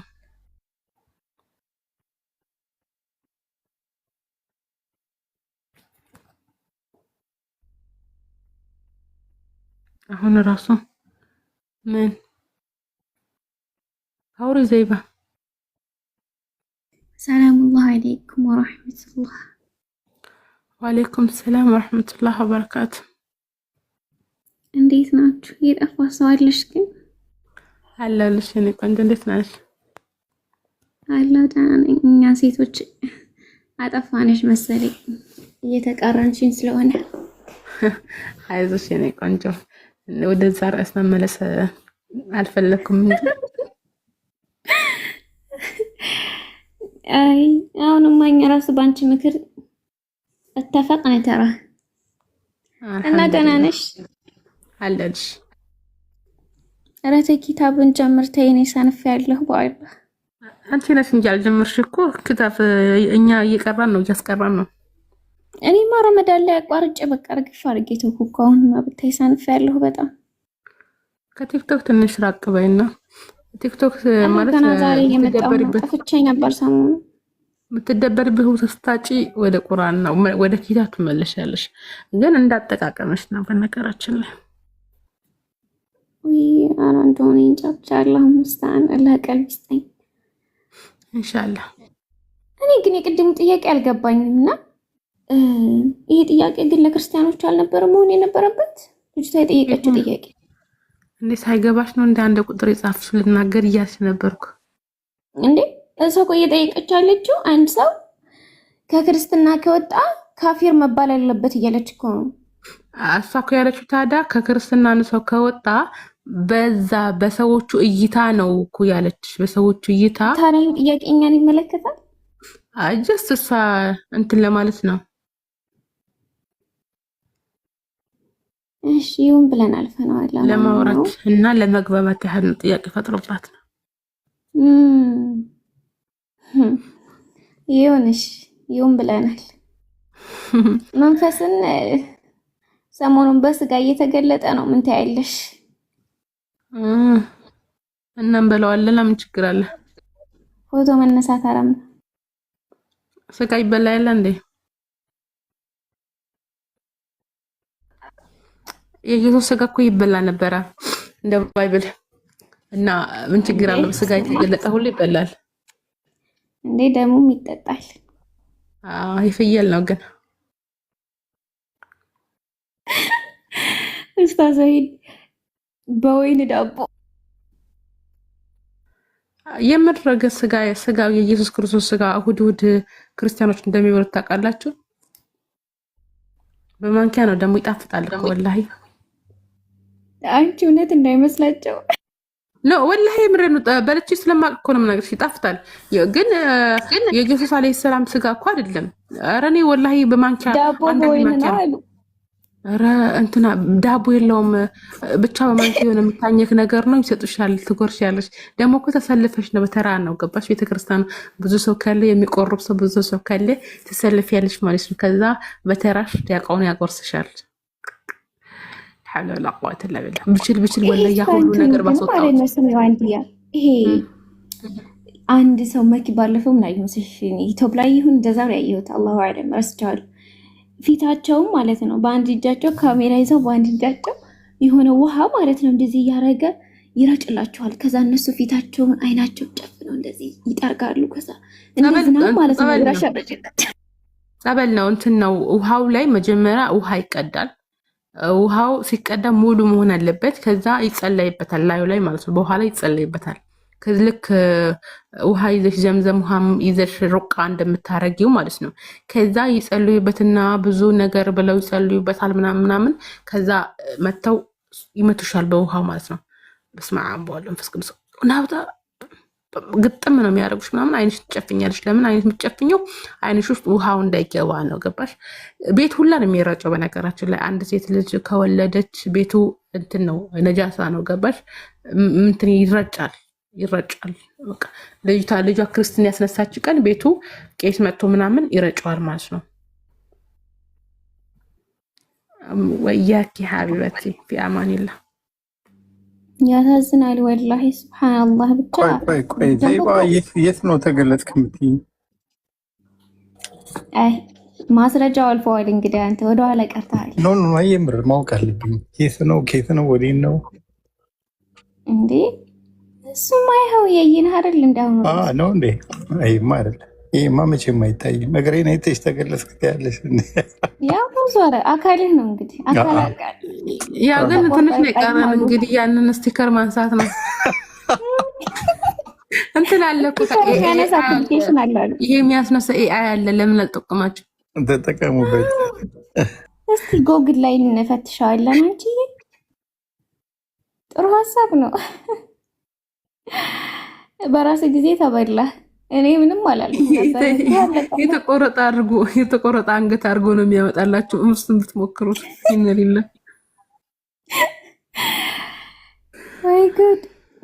አለኩል ሀል ጥያቄ ያላችሁ ከሌላችሁ እኔ ልብታ በቃ ማውራት ፈለገች ነው ዘይባ አውሪ። ኧረ ምን ወሬን በሙሉ እኮ እናቴ ለአንቺ አበድረሽ መመለስ እንኳን አታውቂ። አንዳንዴ እኮ መመለስ የሚባል ነገር አለ። ወሬ ይመለሳል እንዴ? ያው እንዴ ሰው የተበደረው መመለስ አለበት። እሺ አንድ ኩባያ ውስጥ ውሃ ቅጂ አሁን እያወራን ማለት ነው። ከዛ ኩባያ ውስጥ የቀዳሽ ውሃ ድፊው። እንደፋወት። እሺ ፈሺው። እንዴት አፍሰዋለሁ? ሄደ እኮ በቃ ሄደ። አትመልሽም። ስለዚህ ወሬ የሚሄደል አይመለስም። አንቺ በቃ መንፈስ ቅዱስ አንቺን አልተጠጋሽም ማለት ነው። መንፈስ ቅዱስ ቢጠጋሽማ ይገባሽ ነበር እናቴ። ባልና ሚስት ናቸው ምናምን። ከዛ ተጣልተው ሚስትየው እናቷ ቤት ሄዳለች። ባልየው ኩሽና ገብቶ ምግብ ምናምን ለመስራት ፈለገና ሚስትየው ትዝ አለችው። ሲደውልላት አልመጣም፣ ልቤ ሰብረኸዋል፣ አልመለስም አለችው። በቃ ይቅርታ ምናምን አካክ ይዘረፋል፣ አልመጣም አለችው። ከዛ በኋላ እንትና ውሃ በባልዲ ውሃ ቅዳ አለችው። ከዛ በኋላ ቅዳና ድፋ አለችው። ከዛ በኋላ ሰውየው ምን አደረገ? የባልዲ ውሃ በሌላኛው እንትን የገለበጠው ገብቶሻል። በአንደኛው ዕቃን ያስቀመጠው። ከዛ እሺ መልሰህ ፈሰውና በባልዲ ውስጥ አስገባው አለችው። ከዛ አስገብቼዋለሁ አላት። ከዛ በቃ ከጅምሩም እኔ ባልዲው አልጣልኩትም ብቻ ተዘበራረቀና ያ ትዝ ብሎኝ ነው። አልመሆም ጥያቄ የላችሁ መሰለኝ። እኔ ልውጣ። መንፈስ ጥያቄ አለ? ያ እኔ ጥያቄ ምንድነው? ኖ የለኝም። ወላሂ መውጣት ካለብን ወይም የሚጠይቅ ሰው ከሌለ አይ ቲንክ እንበተን። እስልምና ላይ ጥያቄ ካላችሁ ግን ገብታችሁ ጠይቁ፣ እድሉን ተጠቀሙበት። አዩሻለሽ እሙ ዙበይር ካሚላ ዙቤር እያለችማ ደህና ደሩን ልወጣ ነው። ሻይ ዙቤር ሳትጠይቅ ዛሬ ካደረችማ ችግር ነው። ለማንኛውም አይ ቲንክ እኛ የምንበተን መሰለኝ። ያ ስልኬ በጣም ቢዚ ነው፣ እየተደወለብኝ ነበር። አይሻልም ያ ጀማ?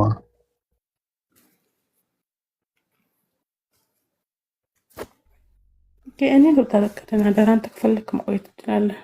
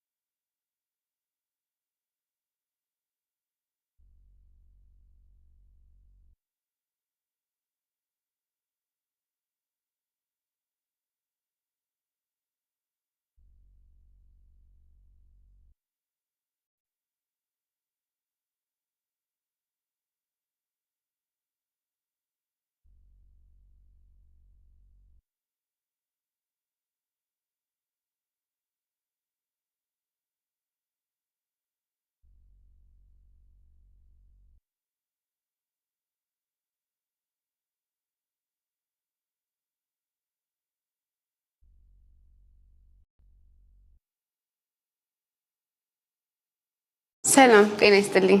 ጃለኔ ይባላለሁ። ይችላል ግን አንድን ቃል የምትረዳው ቅድም በምሳሌም ሳስረዳ ነበረ። ሐሰኑ ሰምታችሁ ከሆነ ሐሰን ገና አልመጣም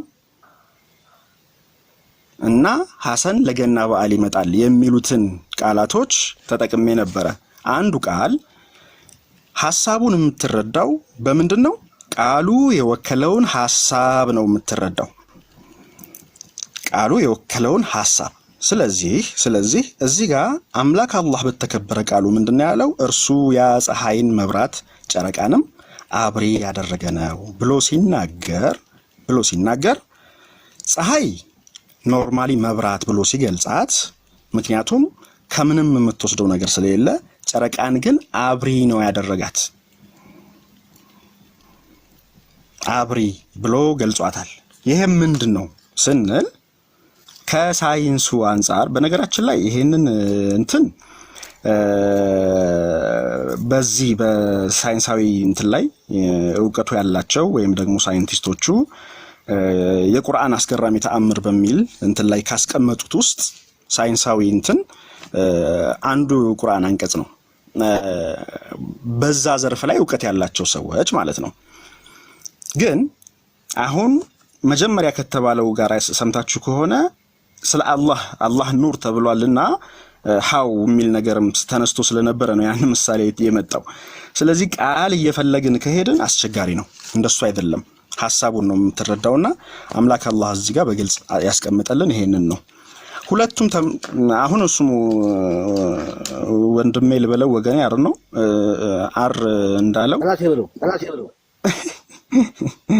የአላህ ጠላት የናንተ ጠላት ነው ስለሚል እንደዛ እንበለው እሺ ይመች እንደሱ ማለት ይችላል ስለዚህ ምንድነው መሰለ ከፀሐይ ያንሳል የሚል ነገር ነው ያመጣው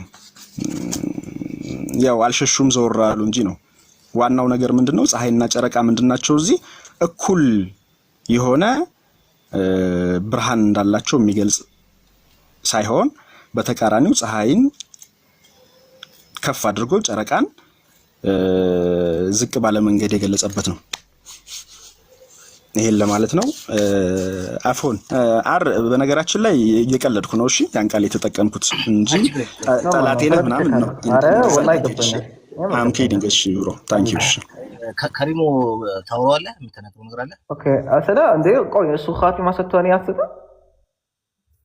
አንተ እኮ አክትማል በቃ ምንም ተስፋ የሌለ ሰው ነው እና ከሪሞ እኔ ምን ታከትማለሽ ቆይ ከሪሞ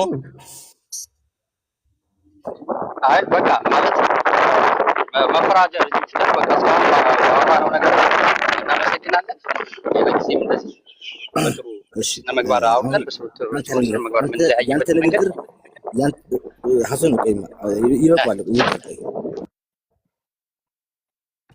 ለምን ለመሰለህ አንተ በርሹ ባህል መፍጠር ነው እንጂ ማለት ነው ምንም ተስፋ ያለው ነገር አትናገርም ስለዚህ እኔ ልናገር አዳምጠኝ አር አንድ ጥያቄ ግን ከይቅርታ ጋር ከፈቀድክልኝ እሺ ብራዘር ታንክ ዩ ምንድነው እምነት ብራዘር ሩቡቢ ሩቡቢ እስኪ እንደው በአማርኛ አድርግልኝ ምን አለ እኔ ፈለቀ ባለ ሰውዬ 10,000 ጊዜ ነግሬው ምን አለ 10 ይላል እኮ አሉ ነው ለምን እንደሆነ ወላሂ ስማው ምን ያልኩት እስቲ መርሐባ ሩቡቢ ነኝ ሩቡቢያ ምንድነው ማለት ነው ለነገርህ ነው ሩቡቢያ ምንድነው በፈጣሪ ማመንና በአምላክ አለማመን ኦኬ አሁን ለምሳሌ ተውሂድ ወደ 3 ይካፈላል እንደ አህለ ሱና ወልጀማዓ ኦኬ توحيد الألوهية توحيد الربوبية توحيد الأسماء والصفات توحيد الألوهية أكدالو توحيد الأسماء والصفات أكدالو متقبلو توحيد الربوبية بجانو كمن አገኘው ይሄንን ከምን አገኘው ተትል አሁን አንተ ይሄንን ለማመን ምን መስፈርት አድርገህ ነው አቅልህን ኦኬ አቅልህ የፈቀደልህ ምንድነው አምላክ አለ ኖ ፈጣሪ አለ ኦኬ አምላክ ማለት ምን ማለት ነው ብሮ የሚመለክ ኦኬ የሚመለከው ደግሞ ማን ነው የሚመለከውን አሳየኝና እነግርሃለሁ ማን እንደሆነ ኖ የሚመለከው ሊመለክ የሚገባው ማን ነው ብለህ ታምናለህ አንተ እኮ አሳየኝ እኔ ልኮ ትልትለኝ አቅልህን አይደል እየተጠቀምክ ያለኸው አቅልህን ነው እየጠየቅኩ ያለሁት እኮ ካንተ አቅል አንፃር መመለክ የሚገባው ማን ነው ብለህ ነው የምታምነው አንተ ብለህ የምታስበው ፈጣሪ መመለክ ይገባዋል ብለህ ታስባለህ ግን እንደዚህ አላስብም ኦኬ አምላክ ማለት ምን ማለት ነው በመጀመሪያ እስኪ እሷን አልይ አምላክ የሚመለክ ነው የሚመለክ ኦኬ ለመመለክ ደግሞ ተገቢው ነው ብለህ የምታምነው ምንድን ነው? የለም እኔ ጀስት መመለክ አለበት የማስበው ነገር የለም። ኦኬ ፈጣሪ መመለክ አለበት ብለህ አታምነው? አላምንም። ስለዚህ ሊመለክ የሚገባው ነገር የለም ብለህ ነው የምታምነው? አዎ።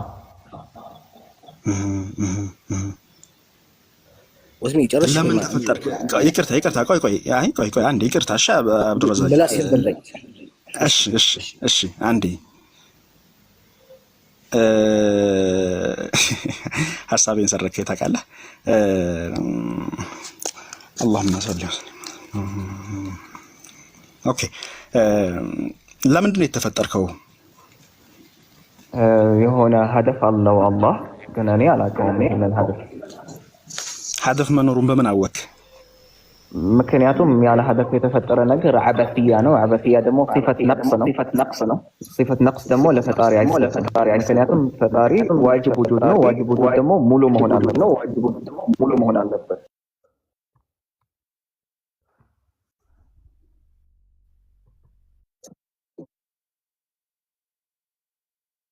አላወቅኩትም፣ ለማወቅ እየሞከርኩ ነው።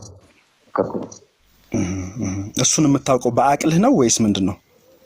በነቅል ሊሆን ይችላል፣ ግን መጀመሪያ ይሄ ነቅል ከፈጣሪ ነው የመጣው ወይስ ከፈጣሪ አይደለም የመጣው? ትዕዛዞቹ ከፈጣሪ ነው የመጡት ወይስ አይደለም የሚለውን ነገር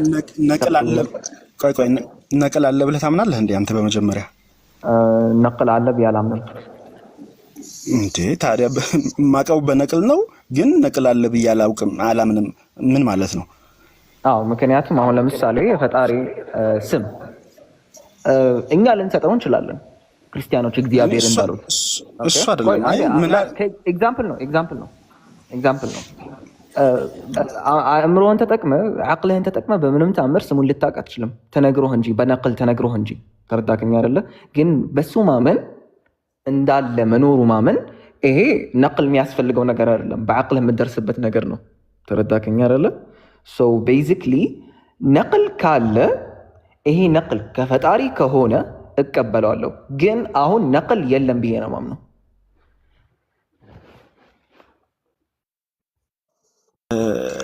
በነገራችን ላይ እርስ በርሱ የሚጋጭ ነገር ነው ከይቅርታ ጋር እያልክ ያለው ወዳጅ። ገብቷችኋል? ሐሰን አብዱረዛቅ እንዴት እንደተጋጨ የምጠብቀው አንተ ይብቃኝ ያልኩትም እዚህ ነው። አዎ በነቅል ነው የማገኘው የምቀበለውም አለ። ግን ነቅል አለ ብዬ አላምንም ካለ እንደገና ደግሞ ብቻ ነቅል ምንድን ነው? ሻአነህ እንዲህ ብሮ ግን ሻአነህ ይሄ ልጅ ማለት ነው አንተ ያንተ ትነህ ፈጣሪ ማለት ነው የምታመልከው በእርግጠኝነት ማለት ገንዘብ ነው ወይ ገንዘብ ነው። አሁን ገንዘብ ካላመልክ ወደፊት በሴት እግር ስር አለም ወይ ቆይማ አብዱረዛቅ ነው ጀጃ ታደርግ ብሮ እስከ መጨረሻው እኮ አይደለም አሁን ባለበት ሁኔታ ላይ ነው እንጂ ከተሸለማ ያው የሆነ ድንጋይም ወይ እንጨትም ቢሆን ያመልካል፣ ችግር የለውም። ዋናው ነገር የሆነ ፈጣሪ ያለ የሆነ አምላክ አለ ብለህ ማመን ነው። እንደው የሚከፈልህ አካል አለ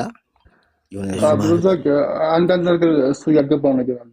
ስለዚህ ነው ወላሂ ነው እኔ ለምሳሌ አውቆ ግልጽ የሆነ ነገር ይክዳል። ግልጽ የሆነ ነገር የሚክደው ደግሞ የከፈለውን አካል ለማስደሰት ብሎ ነው። ገብቷል?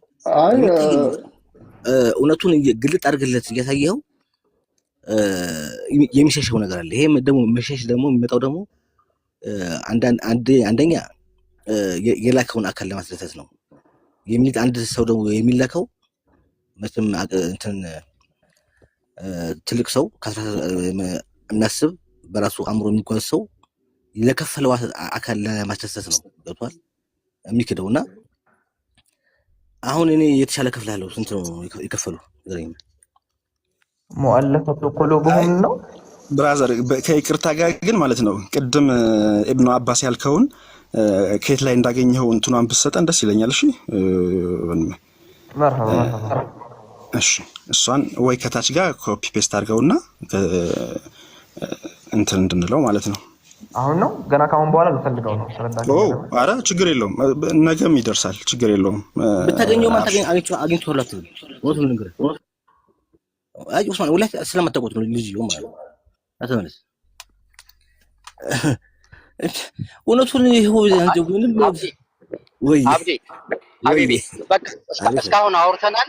እንዲሁ አልሐምዱሊላህ በሰላም ነበር ያወራነ። በቃ በሰላም መለያየት ነው የምንፈልገው። በቃ እናመሰግናለን መጣ ስላወራክ። እስካሁን ባወራነው ነገር ላይ የምትጠቀመው ነገር ካለ አልሐምዱሊላህ ተጠቅመሃል። የማትጠቀመው ነገር ከሌለ በመጀመሪያ በመጣህበት አመለካከት በዛው መዝለቅ ትችላለህ። እኛም እንደዛው ማለት ነው። ገባክ አይደለ? ምድር አልሐምዱሊላህ ለሁላችንም ከበቂ በላይ ነች። መገፋፋት እንደዚህ አንዳችን ማንጓጠጥ ምናምን አይጠበቅብንም። እስካሁን አውርተናል። አሁን ደግሞ ሌላ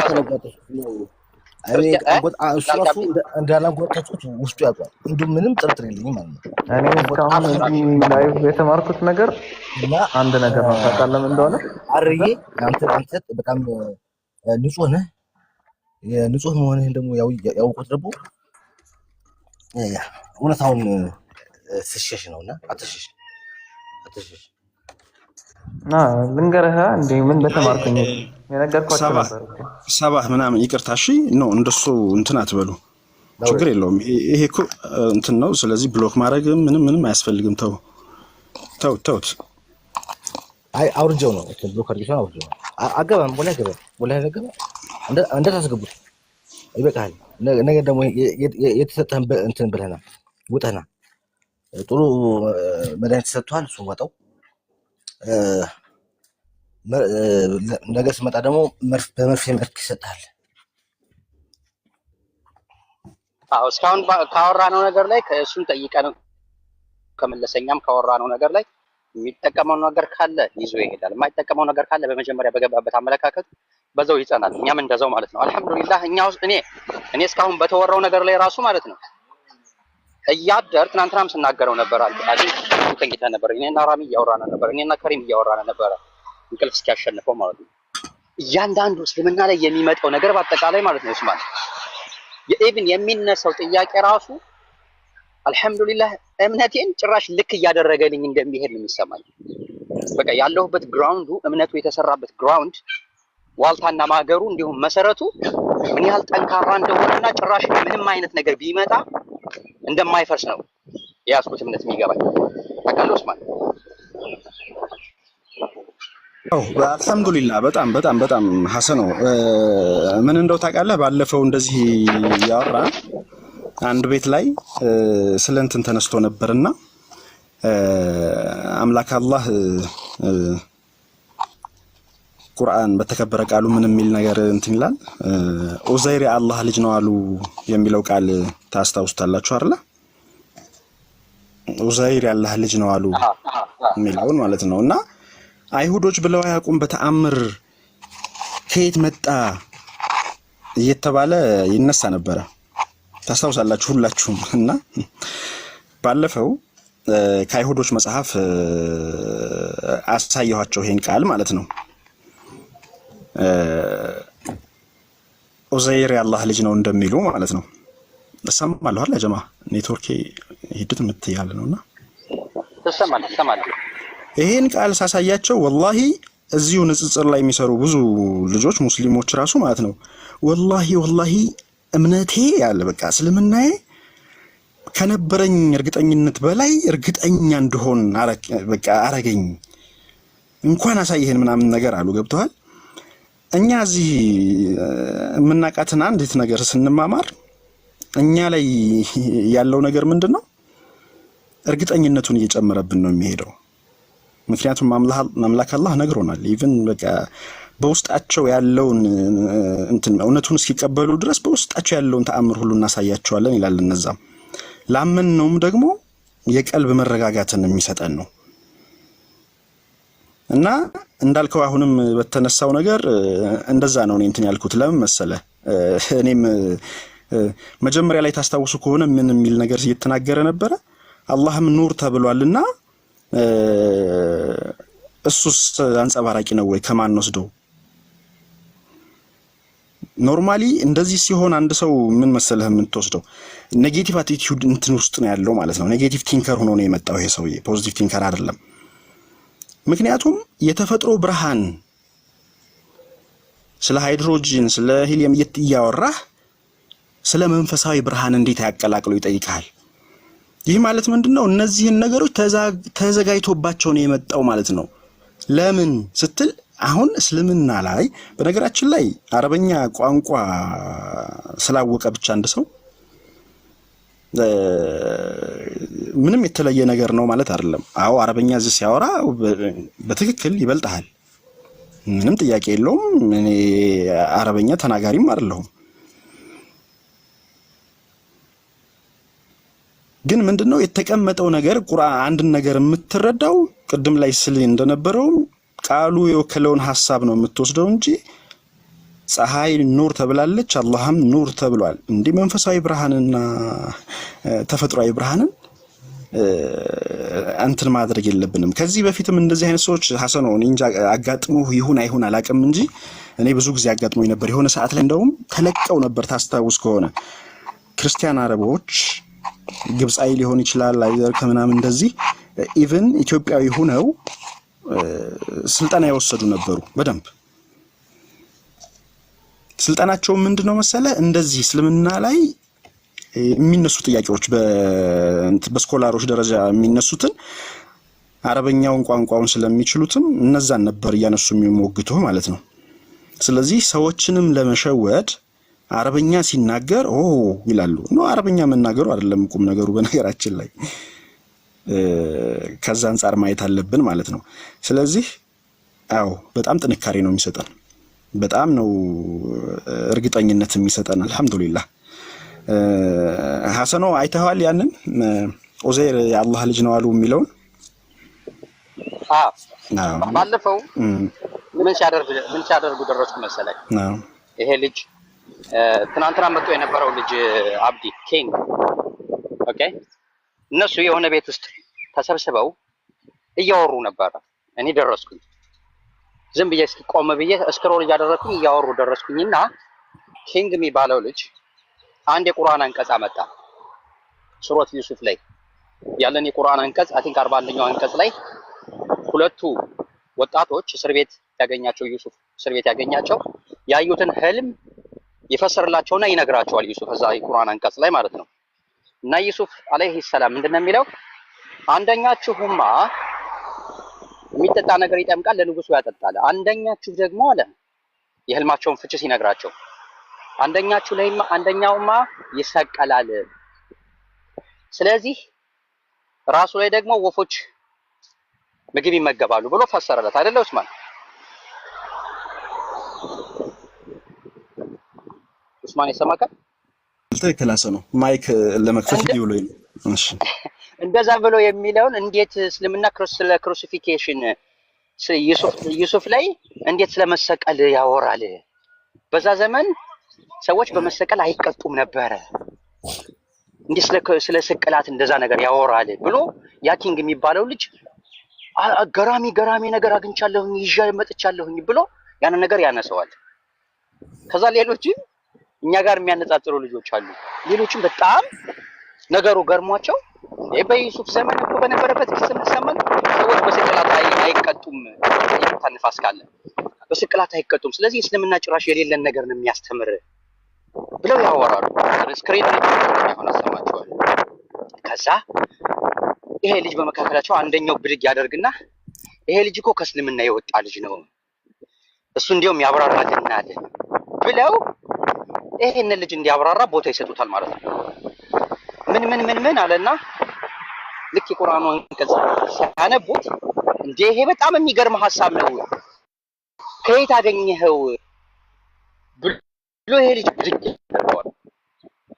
ከዛ በኋላ ሌላ ቀን እዚህ ልጅ ጋር ተገናኘንና ያው ካለ ከታች እየሰማኸኝ ከሆነ እየዋሸው ከሆነ የምናገረው ገብተህ አይ ሐሳብ ማለት ትችላለህ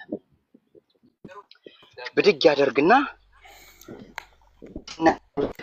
ሁሉ እስልምና ይሄ የዋሸ ነው ምን የሆነ ጊዜ ተገናኘን ከልጁ ጋር ተገናኘንና ልክ እንደዚሁ ገብቶ ሲያወራ እኔም ገባሁ። አወራንና ይሄን ነገር አነሳሁት። ድምፁን ራሱ አሰማው። ድምፁን ከማሰማቴ በፊት ግን እንደዚህ እያልክ እያወራህ ነበረ። አረበኛ በመቻልህ ቁርአንም እንደዚሁ ማንበብ በመቻልህ ከእስልምና የወጣህ ነህ ብለህ ከክርስቲያኖች ጋር ሆነህ እምነት የለኝም ትላለህ። ነገር ግን ከሌሎች ጋር ሆነህ እስልምናን ለማጥፋት ወይም እስልምናን ሐሰት ለማስመሰል እየሞከርክ ነው። ግን የእነሱን እምነት አትደግፍም፣ አትቀበልም። ስለዚህ እንዴት ሊሆን ይችላል? ይሄ ኮንትራዲክት አያደርግም ወይ ብዬ አወራሁትና ይሄንን ነገር አነሳሁለት። ያ ማለት በዩሱፍ ጊዜ እኛ ስቅላትን ለምሳሌ አንድ ሰው እኮ ኢየሱስ እንግዲህ ከኢየሱስ ጋር መሰቀል ነው እነሱ ነገሩን የሚያዩት። ገብቶካል ኡስማን? ኢየሱስ ደግሞ እነሱ ተሰቀለ ብለው የሚሉት በእንጨት ቀኝ እጁ ወደ ግራ ቀኙ ወደ ቀኝ ሆኖ በእንጨት ነው የተሰቀለው አይደል እንዴ ኡስማን? እነሱ የሚያምኑት የሚቀበሉት እውነት አለ ሐሰኑ። በነገራችን ላይ ሁለት እጁ ተነባብሮ ወደ ላይ ነው የሚባል እንትን አለ ወደ ላይ እንደዛ ነው እንደሚባለው ብዙ ጊዜ እንጂ ይሄ እንደዚህ ነው የሚሉ ማጆሪቲው አሁን ላይ ብዙ አይነት እንትን አለ። ኦኬ ጎ ሄድ። አሁን ላይ ያለው አመለካከት ግን እንደዚህ እጁ ወደ ቀኝና ወደ ግራ ተወጥሮ ነው አይደለ? ይሄ ስቅለት። እሺ ስቅለት ማለት እንደዚህ ነው። ኦኬ እንደዚህ ከሆነ አንድ ሰው ገመድ ከአንገቱ ላይ አስገብቶ ወደ ላይ ቢሰቀል አጠራሩ ቅድም ያልከው ነገር ማለት ነው አገባብ መጣበት ነገር ነው የሚታየው እንጂ እዚህ ጋር መሰቀልም ስለሆነ እዚህ ጋር መሰቀል ለምንድን ነው ከኢየሱስ ጋር የምታመሳስሉት? አይደል እንዴ?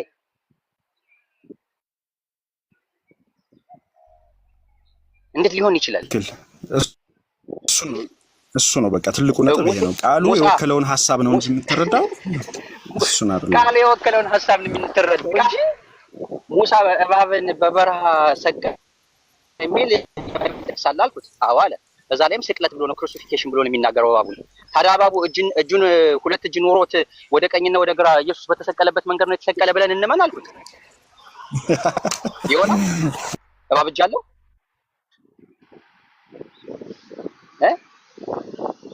እባብ እጁን ልክ እንደ ኢየሱስ እጁንና ቀኝ እጁንና ግራ እጁን በሚስማር መጥቶ ነው የሰቀለው ሙሴ። የተሶፈኒ በጣም የሚገርም ነው። አሪፍ እንትን ነው ያመጣው። አይ አለ እንደገና ማለት ነው። እኔ እንዲያውም አለ እሺ ከወጣሁኝ በኋላ ከዘውይት ከወጣሁኝ በኋላ የራሴን ሪሰርች አድርጌ አለ በዛ ዘመን ጥፋት የሚያጠፉ ሰዎች ራሱ በስቅላት እንደሚቀጡ አይቻለሁ። ግን ስቅላት ብሎ ማለት ልክ ኢየሱስ በተሰቀለበት መንገድ አይደለም። ታዲያ እንደዚህ ብለህ አራምካቸው አላራምካቸውም ብዬ ስለው ነው አላራምኳቸውም፣ አላወራንም ከዛ በኋላ እና it's hard በጣም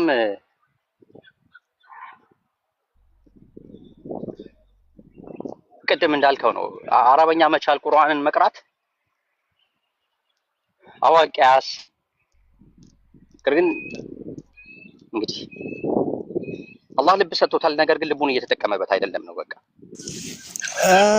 ምን መሰለህ፣ በነገራችን ላይ ምን ይባላል መሰለህ ሐሰኑ፣ በመሰረቱ ቋንቋ እውቀት አይደለም። ቋንቋ ለእውቀት መንገድ ይከፍትልሃል እንጂ ቋንቋ ማወቅህ ለእውቀት መንገድ ይከፍትልሃል እንጂ ቋንቋ በራሱ እውቀት አይደለም። ለምሳሌ አረበኛ ተናጋሪ የሆኑ ሀገሮች ላይ ሄደህ እኮ የ5 የ6 የ7 ዓመት ልጆች እኮ አቀላጥፈው ይናገሩታል አይደል? እንግሊዝኛ ተናጋሪ ሊሆን ይችላል። ኢትዮጵያ ውስጥ ስትመጣ ደግሞ አማርኛ ተናጋሪ ነው፣ ህፃናት ሁሉ ያወሩታል። ስለዚህ ቋንቋ ማወቅህ ሊጠቅምህ የሚችለው ምንድነው? እውቀት። አዎ እውቀት እንድታገኝ በዛ የተጻፉ ነገሮች ላይ ተናጋሪ ካልሆኑት በተሻለ ቶሎ መረዳትም ማስረዳትም የምትችልበትን ነገር ነው የሚያመጣው። ስለዚህ ቋንቋ ለእውቀት መንገድ ይከፍትልሃል እንጂ እውቀት አይሆንም። እውቀት አይደለም ለብቻው። ስለዚህ እንትን ነው አሁን እሱ እየተጠቀመ ያለው በእርግጠኝነት እስልምና ላይ የሚነሱትን እነዚህ እንትኖች የሚያነሱትን ጥያቄዎች ወይም እነዛን ኢስላም የሚያነሳቸውን ጠንካራ አርጊመንት የሚባሉትን እሱ ላይ ጥናት አድርጓል። ግን በቃ እኔ በደንብ የታዘብኩት ሐሰኑ ምን ላይ እንደው ታውቃለህ? እሰማለሁ አይደል? ኔትወርክ እንትን ካለ በጣም እየተሰማ ነው ሀቢቢ። የማትሰማ ከሆነ ምልክት በጣም እሺ። በጣም የታዘብኩት በቃ ቅድም ላይ ነው ፀሐይን ብርሃን ጨረቃን ደግሞ አብሪ ያደረገ ሲባል ዲያን የሚለውንና ኑር የሚለውን ቃል ተጠቅሟል። ስለዚህ አላህ ደግሞ ኑር ተብሏል። ስለዚህ አላህም አንጸባራቂ ነው ወይ ሲል እሱ ላይ ነው እኔ በቃ ይሄ ልጅ ኔጌቲቭ ቲንከር ነው ሲጀመር ለመማማር ሳይሆን በቃ እንትን ለክርክርና የሆነ ሹብሃን ለመጣል የመጣ መሆኑን የገባኝ ማለት ነው። ምክንያቱም ሲጀመር አሁንም ደግሞ አልኑሩል ሂሲሲና አልኑሩል ተክዊኒ ይሄ ማን ነው ከውን የሚባለው አለ አይደል? የተፈጥሮ ብርሃንና መንፈሳዊ ብርሃን እሱም መለየት አለብህ። አላህ ኑር ነው ሲል ስለ መንፈሳዊ ብርሃን እየነገረን ነው። ቁርአን ኑር ነው ሲለው ተውራትን ኑር ነው ሲለን እሱንና ጨረቃን ኑር ነው ሲል አንድ አይደለም። ይሄኛው ስለ ተፈጥሯዊ ብርሃን ነው፣ ያኛው ደግሞ ስለ መንፈሳዊ ብርሃን ነው የሚያወራውና ይሄንን ሳይረዳው ቀርቶ አይደለም። ያን ካልኩት በኋላ ተዋት ያችን አርጊመንትና የጨረቃና የፀሐይ ብርሃን ደግሞ እኩል አይደለም ወደሚል ነገር መጣ። ገብቶሃል? በቃ እኩል ካልሆነ በተለያየ መንገድ ከተጠቀመ እኮ ራሱ አለቀ እኮ በቃ ያ እኮ ነው ሳይንሱም እያለ ያለው ያን እኮ ነው። እና ያው አረብኛ ብቻ አንድ ሰው አረብኛ ስለተናገረ ተጽዕኖ መፍጠር አይችልም። አልহামዱሊላህ እንደው ትንሽም ቢሆን አንብበናልና አልহামዱሊላህ ይሄን ለማለት ነው። አብሽሩ እስኪ አውሩ ሌሎቻችሁ። ሰላም አለይኩም ወራህመቱላህ። ወአለይኩም ሰላም ወራህመቱላሂ ወበረካቱ። እሺ እኔ ደግሞ ሐሳብ ላስቀይራችሁና ሌላ ጥያቄ ላውራ ላንሳ ትላለህ ጠቅላላችሁ አደሙ። በነገራችን ላይ በየቤቱ እየዞረ እንዲህ አይነት ነገሮችን የሚያደርግ ከሆነ አስረግጦ መነገር አለበት ስለ ልጁ ማለት ነው። ስለዚህ ሐሳብ መቀየሩ ራሱ ማስቀየሩ ራሱ ጥቅም አይኖረውም። ምክንያቱም ምንድነው ምን አልከኝ አዳሜ? ምንድነው የምትነግረው? ኖ ለሱ ሳይሆን ኖርማሊ እንግዲህ እኮ እሱን እየተከተለም ሄዶ እኮ በራሱ ላይ ችግር የሚፈጥርም ሰው ይኖራል። ገባ? ስለዚህ አረበኛ መናገሩን እንደ ቢግ ዲል እንዳታዩት ነው ትልቁ ነገር። አይ ልጁ ይልማል እኔ እስከማውቀው እኔ እስከተረዳው ድረስ ይልማል። ያነበበ ሰው ነው፣ የቀራ ሰው ነው።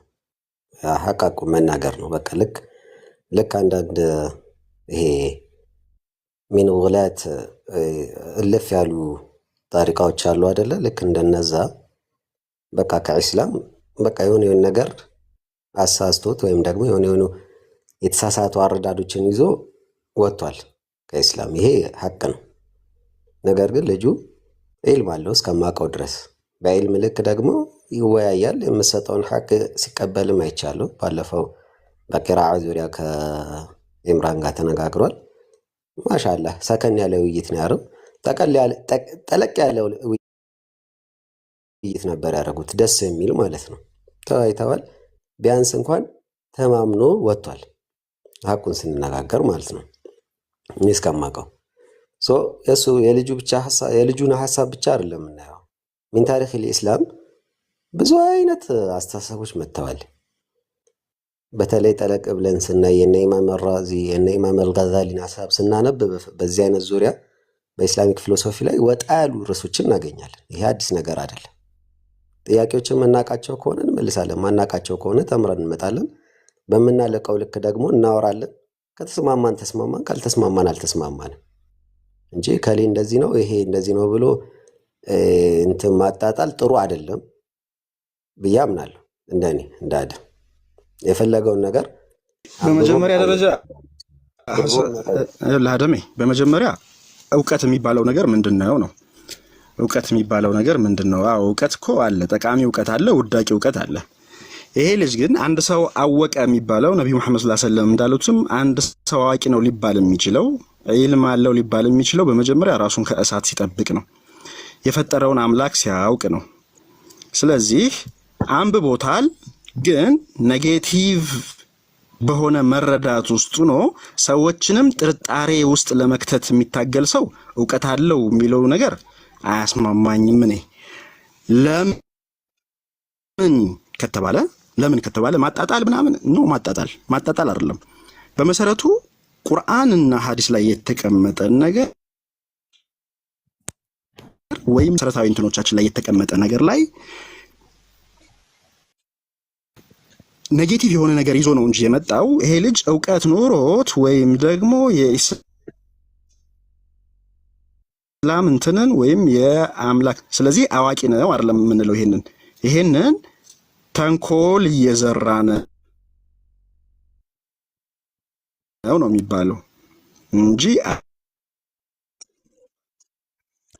አዋቂ ሎባ አላህ ራሱ ፈጣሪ ያለ ግን አምልኮ የሚገባው አካል የለም እያለ ይሄንን በምን አወቅ ስትለው አቅሌን ብቻ ተጠቅሜ እያለ ይሄን ሰው አዋቂ ነው የሚለው ነገር አያስማማኝም። ያጣጣለውም የለም። አረበኛ ተናግሮ አላው ጣንም እኮ አሊም ነው፣ አዋቂ ነው፣ ያውቃል። ለምን ተጠቀመበት ነው። ስለዚህ እውቀት ብሎ ማለት ያለህን ነገር በጠቃሚ ነገር ላይ ስታውለው እንጂ ለተንኮልና ለክፋት ካዋልከው ይሄ እውቀት ሳይሆን ድንቁርና ነው ለኔ። አመሰግናለሁ። ሐሰኑ ማን ነው አዳም? እሺ መርሐባ። ምንም እንትን አላልክም፣ ግን ያንተ አረዳድ ነው። ለማንኛውም አንተ ያወራኸው ፊልስላም እዚች ላይ ለመጨመር አደም ጆንሰን ስለሱ ማንም ያጣጣለው የለም ሲጀምር። አይ ማንም አላጣጣለውም። እኔ አሁን ከዚህ ልጅ እኔ ምንም ቁርአን ያልቀራ ምንም ነገር የሚያውቅ እየገባ 5 አውቃት ሶላት ባጋው የሚሰግድ ሰው የተሻለ እውቀት አለው። ያንስ ፈጣሪውን አውቆ ለፈጣሪው ትክክለኛውን መገዛት ይገዛል። ገብቷል? ይሄ ነው እውቀት ማለት፣ ይሄ ነው በቃ ለእኔ ማለት ነው። ሄዱበት ቀጥል አደም።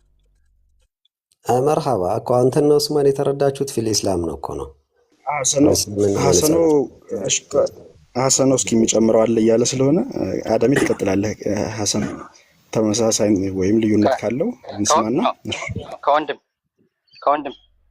ከወንድም አደም በኋላ ኢንሻአላህ ቀጥላለሁ። ወንድም አደም ቀጥል። አዎ አይ ሁለታችሁም የተረዳችሁት እውቀትን ከእስላም አንፃር ነው።